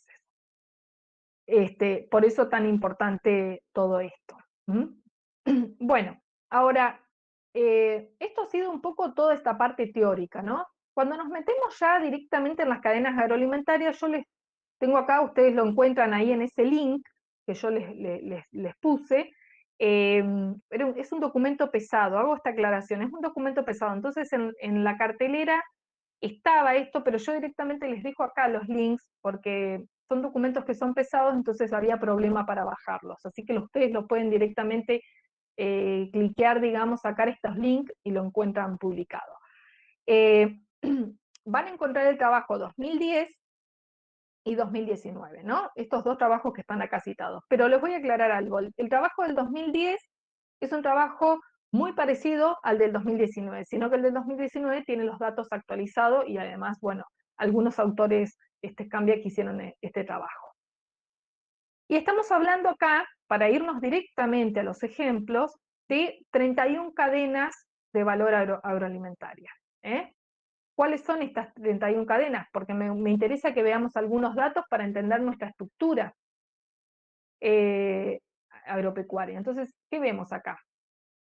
Soja, carne bovina, leche, trigo, uva para mesa y vinificación, cebada, pollo, sector forestal, porcino, girasol, peras y manzanas, limón, arroz, ovino, tabaco, cítricos, caña de azúcar, berries, maní, yerba mate, tomate, oliva, algodón, bueno, todo esto que ven, caprinos, bueno, como ven, estamos hablando de sectores agrícolas y también pecuarios. Y veamos algunas características de esto, porque lo que hace este trabajo es no solamente mira los datos, que van a encontrarlos a 2015, el trabajo es del 2019, pero muchos de los datos son a 2015, ¿y qué es lo que ve? Analiza cómo fue cambiando la demanda y la oferta en el sector agroalimentario. Entonces, desde el lado de la demanda, del consumidor, en definitiva, ¿qué es lo que fue cambiando? Bueno, lo que señalan estos autores es que ha habido una tendencia a incrementar el tamaño de los mercados globales de productos de origen biológico, o sea, estamos hablando siempre atados a recursos naturales. ¿Y cuáles han sido los motivos de este incremento? O sea, ¿por qué han aumentado estos mercados globales? ¿Por qué hay cada vez más consumo de lo que es el sector agroalimentario? Bueno, primero por una sostenida demanda de alimentos, ¿no? Debemos decir que obviamente ha habido un crecimiento de la población y eso trajo como consecuencia un aumento de la demanda de alimentos, ¿no? Pero no solamente como insumos, sino también como productos finales, como los que encuentran acá como ejemplo. Pero también todo lo que ha sido el sector de agroalimentos es que también se utilizan estas materias primas, ¿para qué? Para otro tipo de producciones como la de biocombustibles, ¿no? Porque también la demanda energética aumentó, hay un mayor consumo energético. Entonces, no solamente la energía eléctrica, sino que también a partir de determinados productos agrícolas, por ejemplo, la colza, la soja, etcétera, se pueden producir biocombustibles. Y eso hace que se compita, digamos, con las tierras para lo que es el uso alimentario. Es decir, compiten con tierras que, o sea, no necesariamente va para alimentos, sino que también puede ir destinado al uso energético. Y por último, el tema de la biomasa, que se aplica a lo que son usos industriales. Por lo cual, cuando ustedes ven, bueno, ¿para qué se demandan alimentos? No es solamente, de origen biológico, no es solamente para la producción de comida, de alimentos del ser humano, sino que también puede ser para uso energético, para la biomasa, como se daba, por ejemplo, como se daban ahí los ejemplos, ¿no? Ahora, la demanda del consumidor de alimentos también ha habido un cambio en los gustos, no es que todos los gustos son iguales hoy en día. En los países, incluso las demandas de determinados productos fueron cambiando. En el caso de Argentina, siempre fuimos grandes consumidores de carne vacuna, pero lo que vamos a ver en algunos datos más adelante es que también ha habido un aumento del consumo de la carne porcina, y también desde décadas atrás de la carne avícola. ¿Mm? Entonces esos patrones de consumo van cambiando, y eso hace que haya también que tenga su repercusión en el sector agropecuario. Y todo esto de cambios de gusto está obviamente atravesado por cambios culturales, sociales, económicos. En la medida que un país mejora, tiene mayor desarrollo económico, tiene una mejora de sus ingresos, la población, ¿qué hace? También va cambiando los gustos de lo que come, ¿eh? El nivel de calidad que exige en un alimento, el tipo de alimento que come. ¿Mm? Entonces, esos cambios, por ejemplo, en el ingreso de los países, o en los gustos, hace que haya un cambio en el sector de alimentos, y acompañado de eso en el sector agropecuario. Pero ¿qué pasa? Todos estos cambios en los patrones de consumo, como les decía, repercuten y se encuentran dos fenómenos importantes. Uno es el de la universalización de determinados alimentos, por ejemplo, las cadenas que ya todos conocemos de comidas rápidas. Hay un menú determinado, uno va y encuentra la cajita tal, la cajita con sus diferentes nombres, pero esto uno lo encuentra, estas cadenas las encuentra en cualquier lugar del mundo. ¿Mm? Uno va a Norteamérica, las encuentra, uno va a Asia y puede encontrar estas cadenas de comidas rápidas. Y eso generó un cambio, digamos, en todo lo que ha sido el sector agroalimentario mundial. Y después cuestiones de marcas universales para determinados productos, ¿no? Galletitas, gaseosas, bueno, una fuerza muy importante, digamos, en estas marcas universales. El otro de los fenómenos es la segmentación de la demanda mundial. ¿Mm? ¿Por qué? Porque la oferta, es decir, lo que se produce, se ajusta a los diferentes gustos. ¿Mm? Y hay distintos gustos.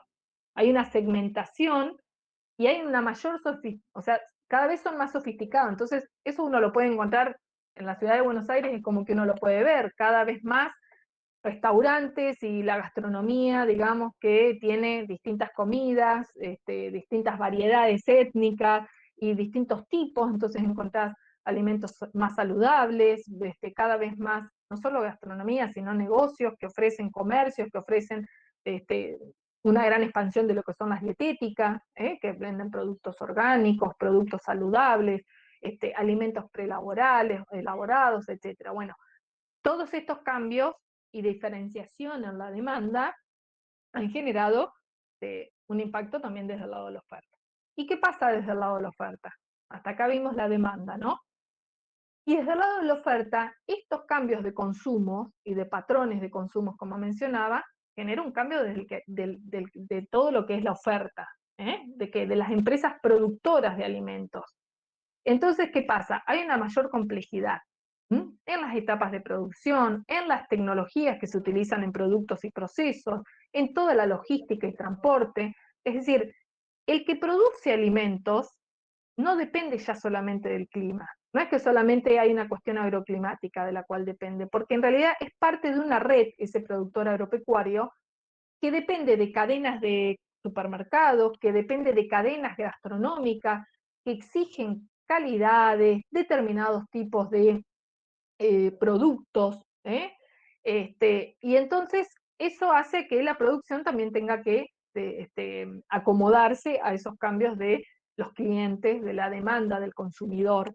¿Sí? Y como verán, hay una multiplicidad de actores en todo esto que hay que coordinarlos. ¿Sí? También hay otras realidades que se ven atravesadas, como los problemas ambientales. La deforestación, no podemos dejar de pensarla, las pérdidas en biodiversidad, las contaminaciones de suelos, de aguas, del aire. Y esto ha llevado también a mayores exigencias en materias de cuidado ambiental, ¿no? Y de impacto en el medio ambiente. Entonces hay todo un conjunto de normas regulatorias que hacen, que buscan y que apuntan a evitar tener el menor impacto ambiental posible frente a estas situaciones. Y otra de las cuestiones que ya habíamos mencionado antes es la modificación en la producción primaria, ¿no? Semillas genéticamente modificadas, nuevas técnicas en los procesos de producción, las tecnologías de la información aplicadas, entre otras cuestiones. ¿Qué pasa frente a todo esto? El sector agrícola o el sector agropecuario, podemos decir, no es simplemente un proveedor de alimento o de insumo de alimento, no solamente el que provee el trigo, el que provee, sino que también provee recursos renovables. Esto que decíamos, el biocombustible, actividades vinculadas a la biomasa.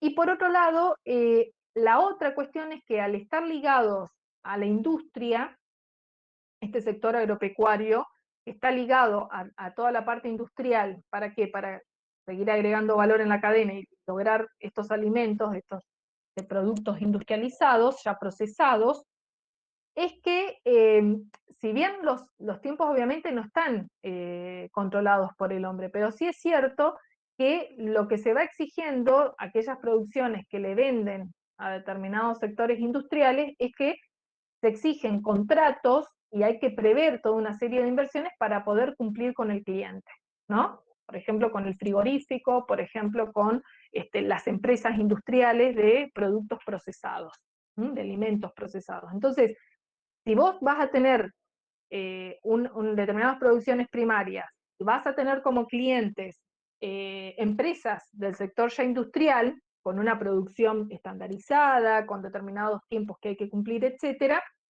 vos como empresa agropecuaria tenés que prever toda una serie de inversiones, tenés que prever tiempos, el cumplimiento de determinados tiempos, no es que vas a entregar tu producción cuando se te ocurra, sino que vas a estar supeditado también a los tiempos de tu cliente. Y en el sector industrial, obviamente que van a mirar si el proveedor, que sería el productor agropecuario, cumple o no, en cantidades, en calidades, en tiempos. Todo esto hace a la cadena de valor. Entonces, ¿qué ocurre? Ya cada vez más se piensa en un producto que hay que definirlo de antemano. Vos me vas a entregar producción primaria, pecuaria o agrícola, no sé, manzanas, cerdos, maíz, etcétera. Pero el cliente, ¿qué va a exigir cuando ya tiene todo diagramado y planificado? Bueno, determinada calidad. Por ejemplo, calidad, cuando hablamos de calidad de la materia prima, estamos hablando de qué genética con qué genética cuenta, tamaño, homogeneidad. No quiero que sea todo distinto. Bueno, te va a exigir, digo, las manzanas que salen de exportación tienen que ser más o menos todas homogéneas, con determinado color, ¿sí? Cuando pensamos en el mercado de exportación, esto cuenta mucho. Y como les decía hoy, hay mucho trabajo de relaciones contractuales, es decir, hay mucho de relación contractual. La oferta y la demanda acuerdan algo. Bueno, yo tengo para entregarte para el mes de octubre X cantidad de kilos o toneladas de este producto. Y en el contrato están todas las pautas y especificidades que hay que cumplir. Características morfológicas, químicas, etc. Entonces, el cliente exige determinadas características, bueno, y el cliente proveedor tienen que llegar a un acuerdo, los contratos dicen todas las características, las condiciones, y entonces cuando pensamos en el sector agropecuario, tiene que cumplir con todo eso.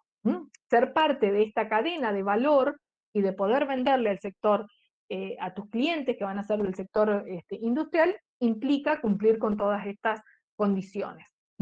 Esto ocurre mucho, sobre todo con el sector industrial, y bueno, cuando hay, como ocurre en Argentina, que vos podés pensar en una gran cantidad de productores primarios, pero cuando vamos a la parte más industrial, no es la misma cantidad. Hay un grupo más reducido de empresas. Entonces, muchas veces esos grupos de empresas industriales son las que determinan todas las condiciones, y eso hace que el productor sí se preocupe porque la empresa industrial esté aceptando su producto, porque es la que le establece una serie de condiciones, de estándares, etc. Cuando pensamos en todo esto exigido, bueno, esto ocurre mucho en las grandes cadenas de compra, ¿no? Las grandes cadenas de supermercados, que incluso ya empiezan a tener sus propias estándares de producción, de marcas propias, que los podemos ver habitualmente, pero también hay todo un conjunto de entes regulatorios que miran puntualmente los temas de sanitarios, de calidad, de inocuidad de los alimentos, tan exigido en todo esto, de aspectos comerciales. Esto que ustedes ven, digamos, uno en los envases tiene que tener determinada información, se tiene que cumplir con determinados controles de calidad, controles bromatológicos, etc. Entonces esto hace que haya muchos cambios en este sistema de comercialización, y bueno, que ha habido. Y todo esto incide en el precio, porque finalmente lo relacionamos siempre con una cuestión económica, y esto incide en el precio. Como verán, no deja de estar relacionado con los que les comenté hoy. Hoy les comenté, ha habido cambios de paradigma. ¿Y qué pasó? Se exigen productos, el consumidor es más exigente, quiere un producto diferenciado, más rápidamente entregado. Acá tenemos diferenciación de producto, exigencias de calidad, innovación en los productos, pero la innovación no es solamente en, bueno, la innovación es en el packaging, la innovación es en los procesos con los que se hacen este tipo de producciones, no solo a nivel agropecuario, sino obviamente en el sector industrial. Todas las tecnologías aplicadas, ¿no? Que uno puede ver en cómo seguir la trazabilidad, cómo saber de dónde proviene la materia prima del producto industrializado que estoy consumiendo. Bueno, todo eso hace esa diferenciación del producto, esa innovación aplicada a los productos finales, y el precio final también es otro.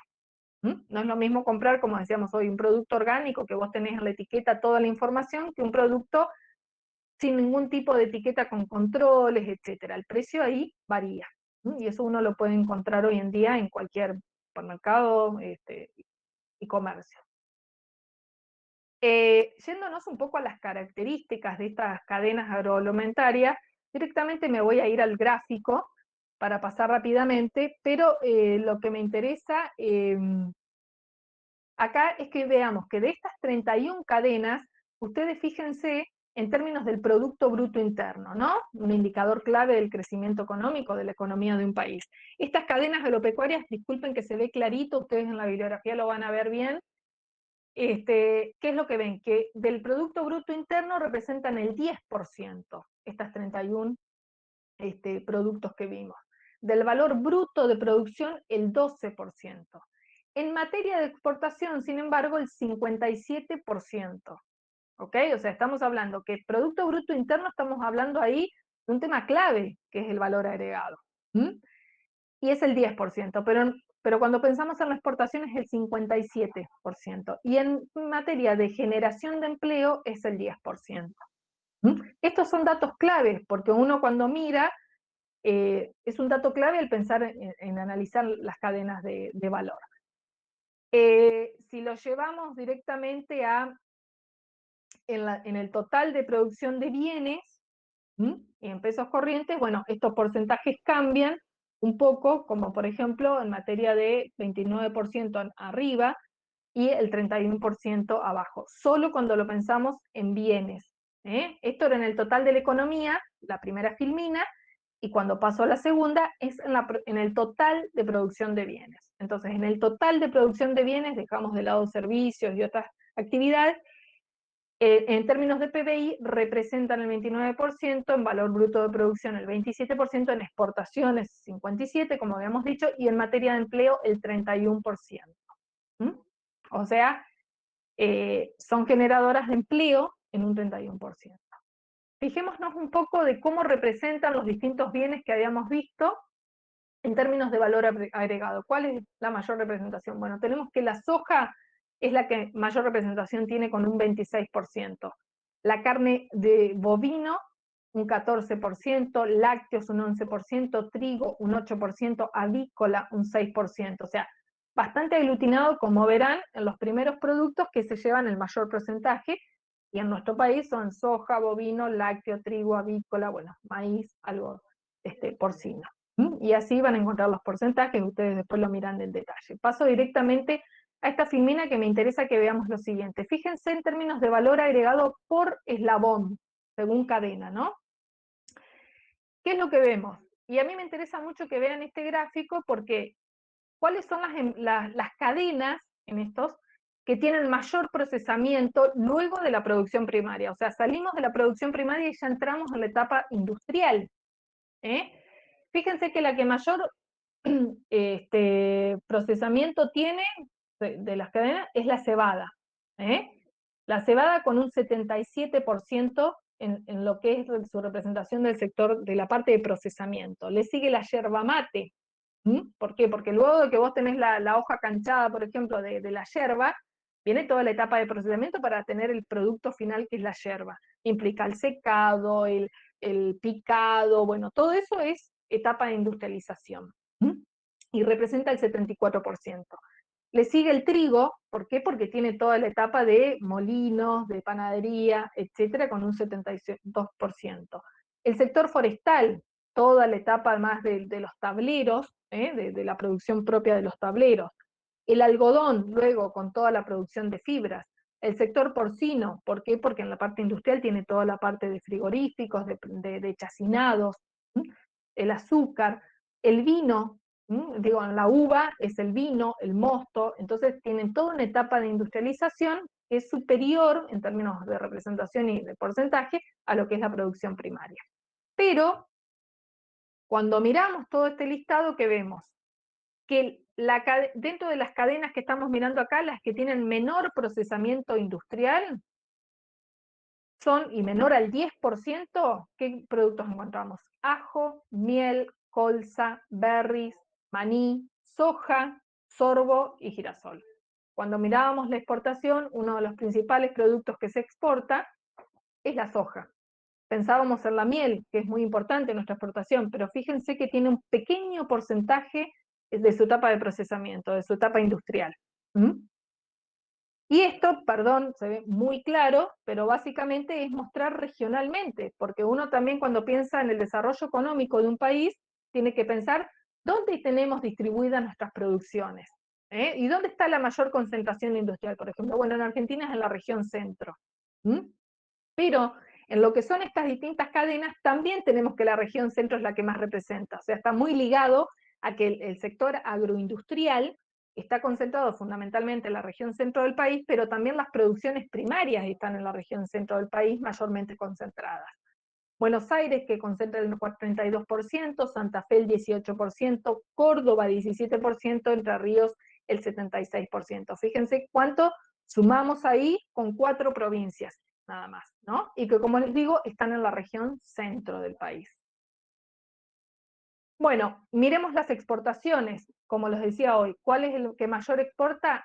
Soja. 55%, le sigue el maíz con un 9%, el trigo con un 4 monedas de por ciento, la uva con un 3%, bueno, el bovino es el que más exporta después del maíz, ahí quedó ordenado distinto, pero una alta concentración en pocos productos. Pero fíjense que la mayor concentración, digamos, la mayor participación de las exportaciones se la lleva la soja. Pero, como les decía hoy, es de las que tiene menos del 10% de procesamiento industrial. Y en términos de aporte del empleo, ¿qué encontramos? Estos porcentajes, digamos. Soja con un 18%, bovino con un 12%, lácteos con un 12%, trigo en un 8% y así sucesivamente. Esto también es muy importante porque al momento de establecer una política pública, de pensar en el desarrollo económico, uno también piensa, bueno, ¿cuáles son las que mayor empleo generan? O bueno, ¿cómo tenemos que mirar este indicador de generación de empleo? Este es un gráfico que lo vamos a pasar directamente, después lo pueden mirar y cómo fueron estando a lo largo de los años, desde 2001 hasta 2015, la representación en términos de producciones agrícolas, digamos, de cadenas agrícolas, agropecuarias, hortícolas, etc. Para cerrar, para contarles, digamos, como cierre de la clase, vamos a ir un ejemplo. ¿Alguna duda hasta acá? ¿Consulta? Bueno, a ver, seguimos entonces.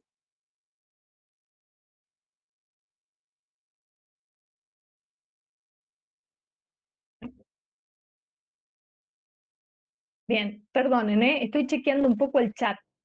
El PPT, acá me preguntan, hago un corte breve, vamos a esperar. Del TP no tenemos noticias, ya próximamente van a estar publicándose los resultados del primer trabajo práctico. El tema del PowerPoint ya está subido en el campus. Este PowerPoint ya está, chicos, en el campus. Así que esas son las preguntas que les respondo. Está en un PDF, no está en formato PowerPoint, está en PDF por una cuestión de que así era como fue posible subirlo. Bueno, vamos a un ejemplo.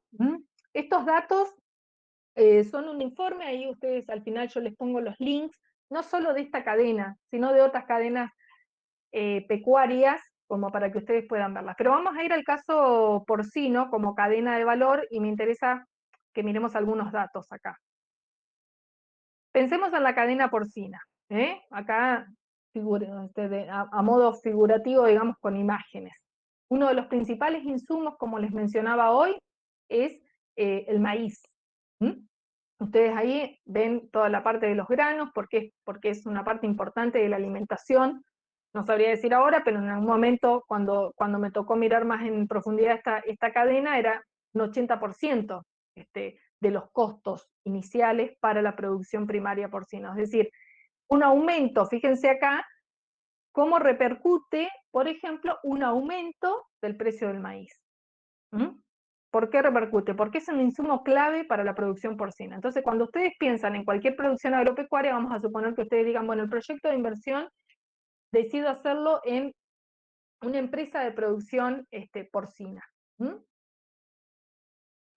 Me dedico a la producción porcina. Hay aspectos que van a tener que tener en cuenta, que cuando ustedes analizan los costos de producción, ustedes van a tener que ver, bueno, cuál es el alimento del animal. Bueno, en este caso es el maíz. Bueno, y si representa un alto porcentaje en los costos, para ustedes un cambio en el precio del maíz va a ser muy importante porque va a repercutir directamente en el costo y por ende en el precio. Y esto, el productor porcino, digamos, mira muchas de las cuestiones. Por ejemplo, temas retenciones, temas cambios en el dólar, cambios en el precio del commodity, etcétera. Todo eso va a estar con el ojo puesto porque le va a repercutir en sus costos y en los precios.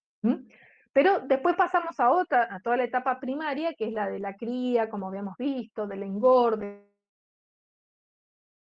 etcétera. Como ustedes ven, hay distintas maneras, la producción también se va organizando de manera diferente en el sector primario.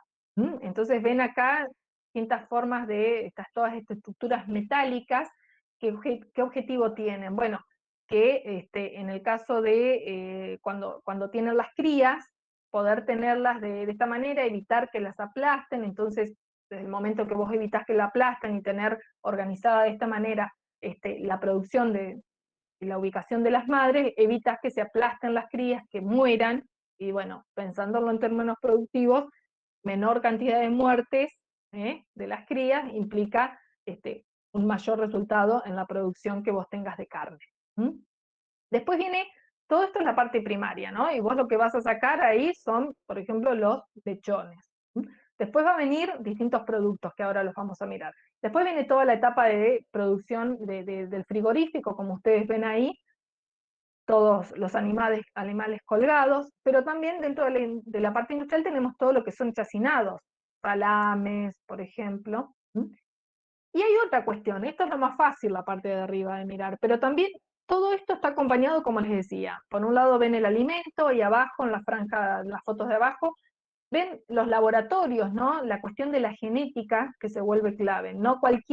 Las carnes no vienen de cualquier genética, hay animales con distinta genética y eso repercute en el tipo de carne, en las características de la carne, en la calidad de la carne.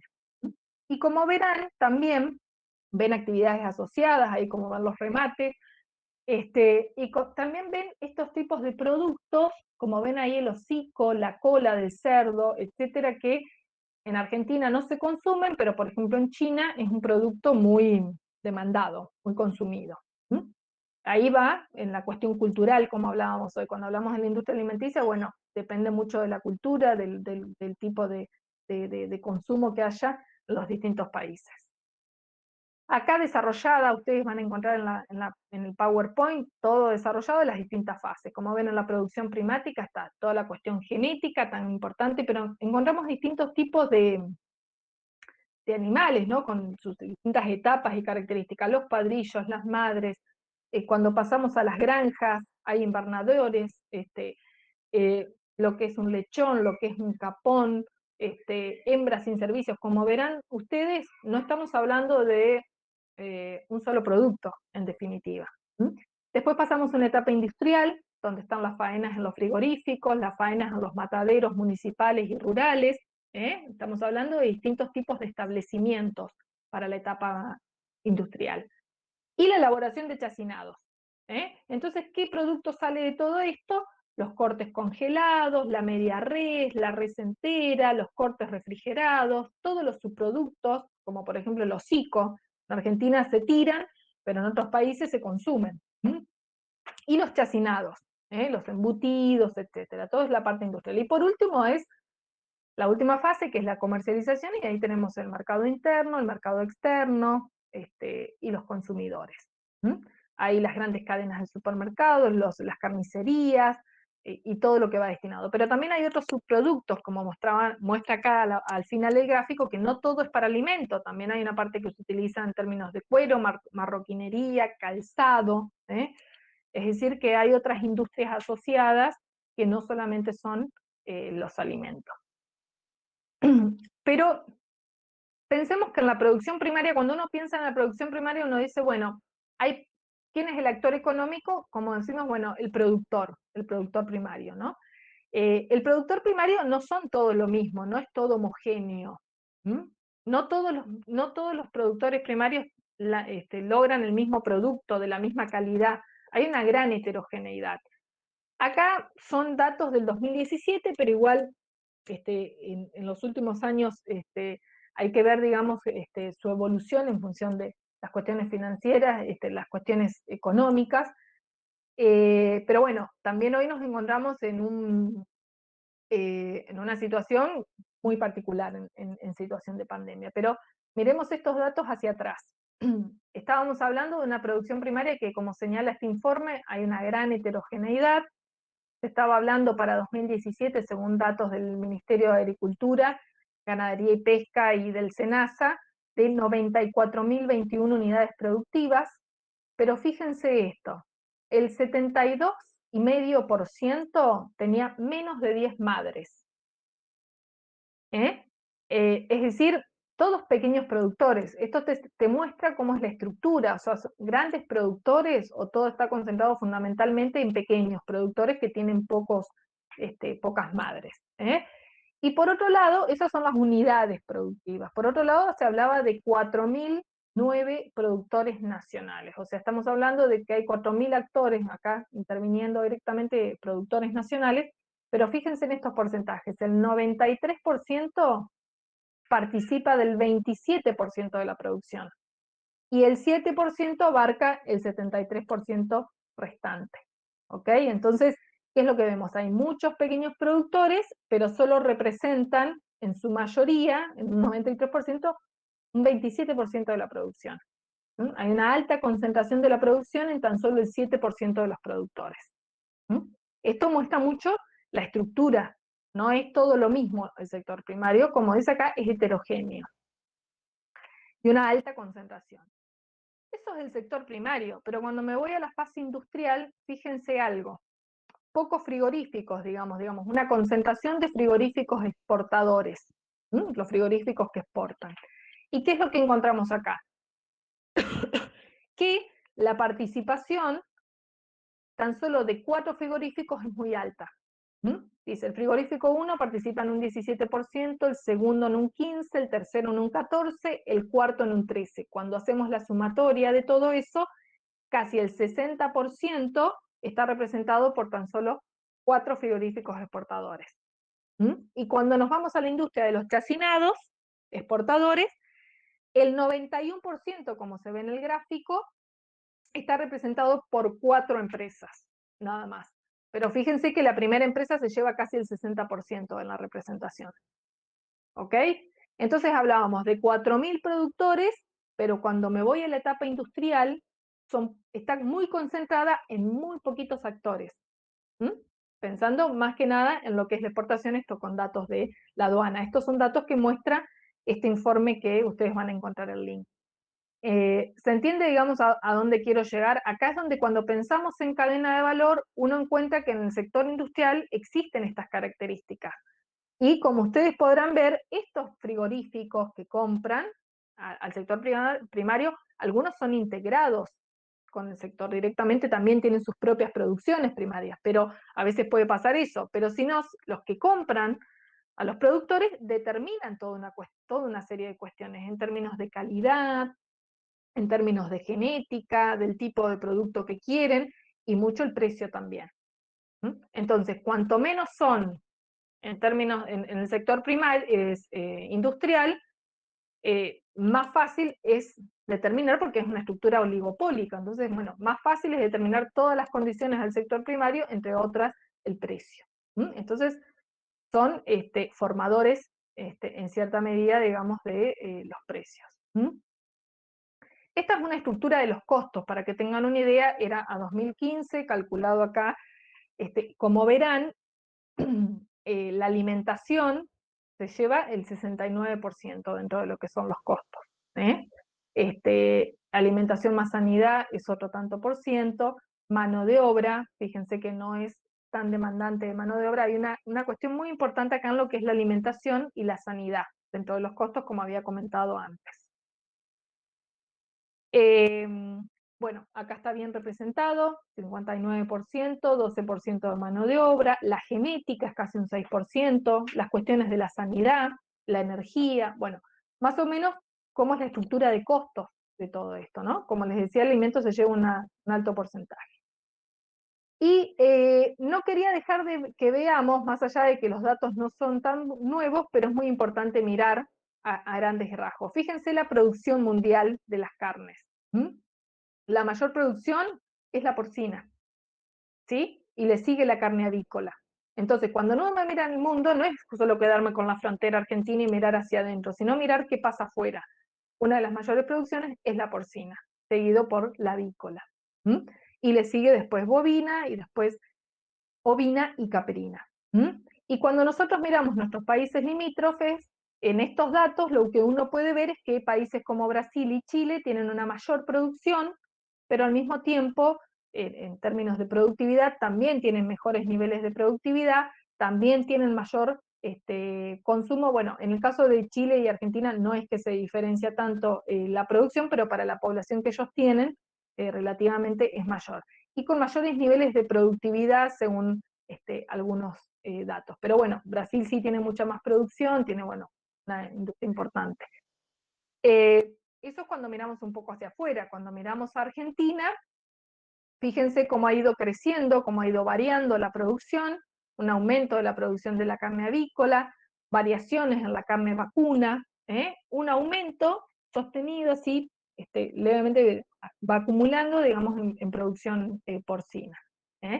Pero cuando uno miraba para el año 2015, Argentina, en materia de producción, solo representaba el 0,4% de la producción mundial.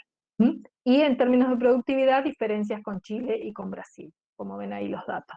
Bueno, esto es poco datos más detallados, como ven el stock vacuno nacional, cómo fue variando, fíjense en el sector vacuno, cómo el stock vacuno cómo baja, cómo va bajando desde el año 2006 en adelante, y recupera un poco hasta el 2014, en tanto que la producción de carnes porcinas va aumentando, se estaciona un poco y sigue aumentando hasta esos años ahí registrados.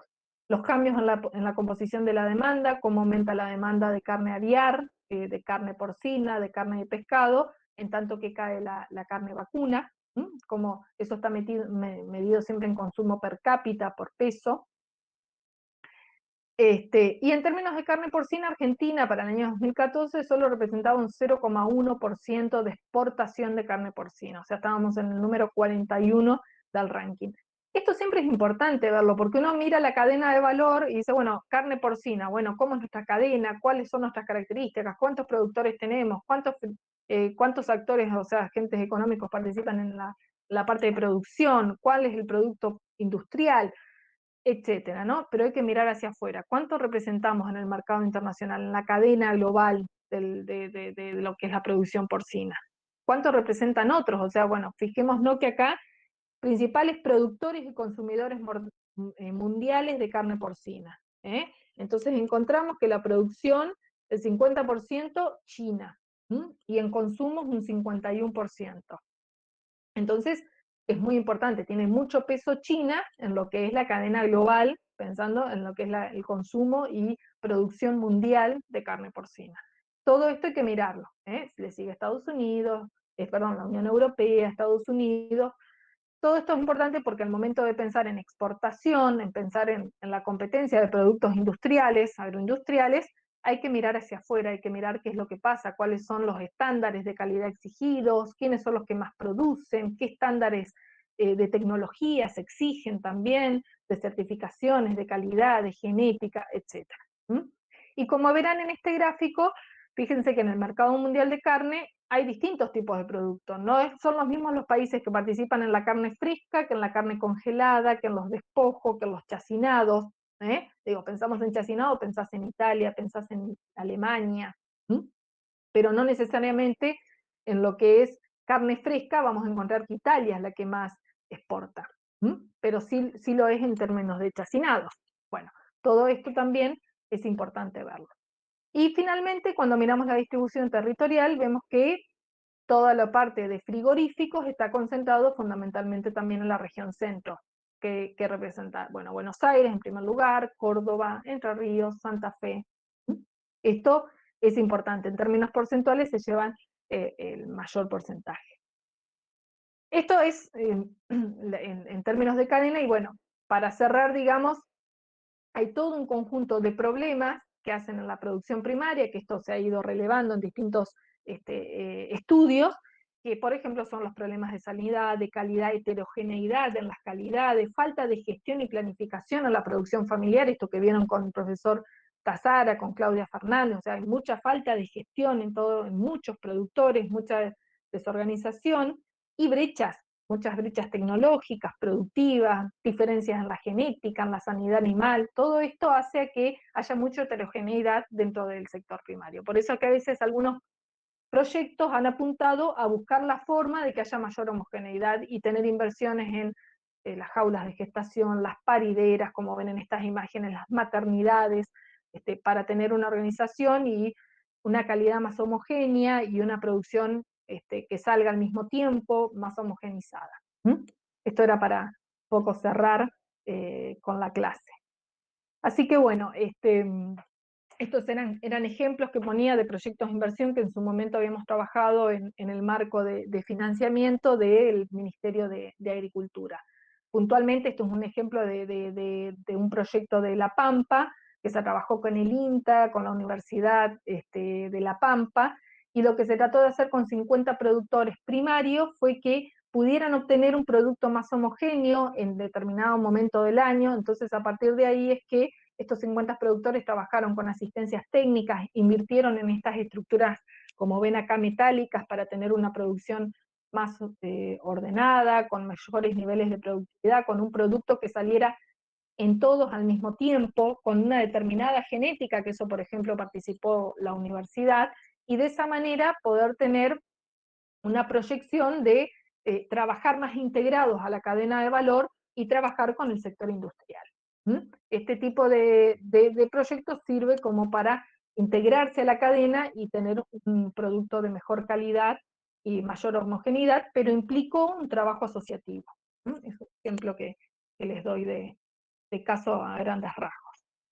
Así que bueno, ustedes en este PowerPoint encuentran distintos links a distintos informes de cadenas de valor, son informes que se fueron haciendo en los años 2016, 17, 18, y siempre que quisieran buscar información en el Ministerio de Agricultura pueden encontrar información actualizada, en lo que es la FAO, a nivel internacional, ver toda información estadística a nivel mundial, y entre ellos por supuesto Argentina. Acá están los distintos links. Videos de cadenas agropecuarias, de cadenas pecuarias que ustedes puedan ver más ilustrativos, y toda la bibliografía que se utiliza acá, pero que donde ustedes encuentran los links, sería la bibliografía obligatoria. Así que bueno, esto es por hoy, y bueno, No sé si tienen algunas consultas. A ver, estoy encontrando ahora que dejé de compartir. Bien, la clase de empresa agropecuaria. ¿Se refieren al PowerPoint o estamos hablando del video en esta clase de empresa agropecuaria? Porque entiendo que el PowerPoint estaba, ¿m? De empresa, perdón, veterinaria. ¿Ustedes quieren la clase grabada o están hablando del PowerPoint?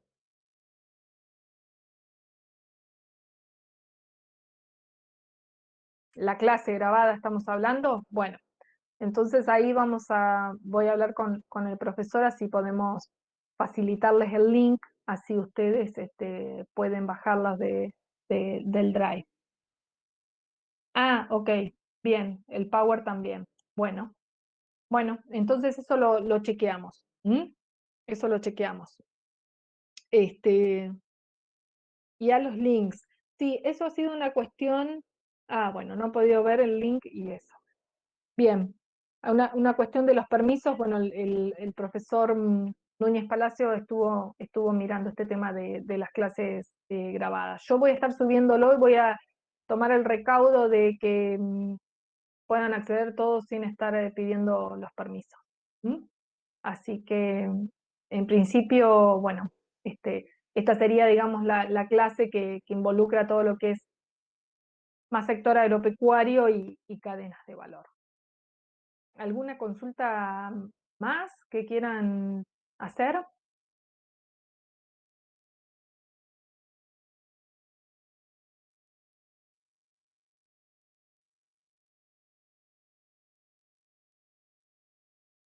Sí, acá una pregunta me dicen.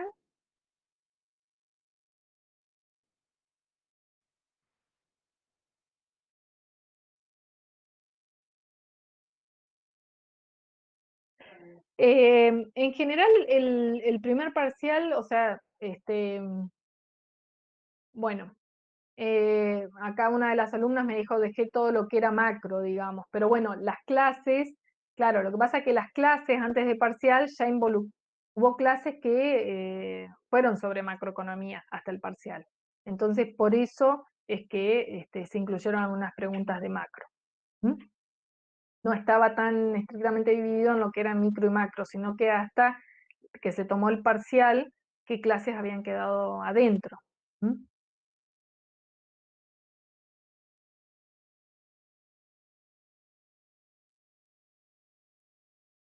Bien.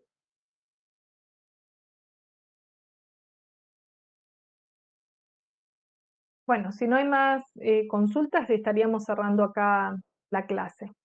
Profe, yo tendría una consulta. Sí, Con respecto al examen, me llamó la atención una choice porque sí, decía, en una economía actualizada, sí. eh, intervi- interviene en las asignaciones y distribución el Estado, y ponían no, sí cuando el mercado falla o cuando tiene problema de distribución, y me pusieron como que el Estado no interviene. Y me parece raro porque si supuestamente si el mercado tiene problemas con la distribución y la asignación, debería intervenir. ¿O cómo Eh, sería? Si querés te perdón, busco el examen para sí, explicarte. o decime la pregunta y también tomo nota de tu nombre como para tenerlo registrado, ¿sí?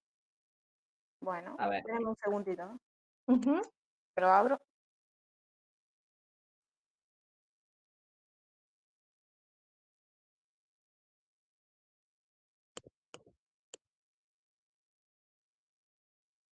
Sí, pero yo quisiera saber cuál es la respuesta o si es esa. O sea. Sí.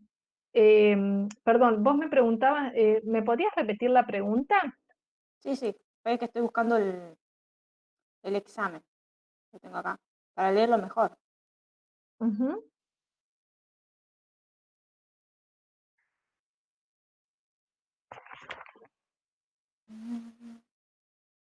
Acá está. Dice, en la actualidad, el papel del Estado en la en las economías avanzadas es, y dice, A es la 5, no intervenir en absoluto en el mercado. B, intervenir sobre la asignación y distribución decididas por los mercados cuando los resultados no son adecuados. Y la C dice, decidir la asignación y distribución de todas las mercancías de la forma más adecuada para la sociedad. Y la D, Bien. intervenir sobre la distribución, pero no sobre la asignación cuando los resultados del mercado no son adecuados. Ujú. Y como Bien. respuesta correcta puso no interviene en absoluto. A mí me surgió también duda en esa pregunta, profesora, me pasó lo mismo. Cuando vi la respuesta correcta no me cerró. No, estamos. No, esto lo voy a transmitir. Pasa que depende, cada uno tenía pregunta, era la misma pregunta pero en orden distinto, porque uno dice que es la 1, otro dice que es la 4. Es la misma pregunta pero distinto orden. Con la respuesta, digamos, a Claro. todos les pasó lo mismo con la respuesta. Claro, en mi caso. Bien. ¿Qué pregunta era? Por las dudas, igual tienen el número a mano, ¿saben cuál era? Yo no recuerdo. Vos me decís esto, perdón. Ya, viernes. Bueno, igual voy a guardar este chat. Ahora mismo. Ahí está. Creo que a varios nos generó la misma duda, profesora, porque nos ponía de respuesta la de no interviene en absoluto en el mercado. Sí. Turno noche sería la pregunta número 5. No sé si... No es las 5, porque todos teníamos orden distinto de las preguntas en la noche también. Ok. Entonces lo que puedo hacer es copiar todo lo que es eso y enviarle por el chat, profe, para que lo vea. Dale. Sí, esto, acá me lo mandaron por el chat. ¿eh? Sí, lo escribieron,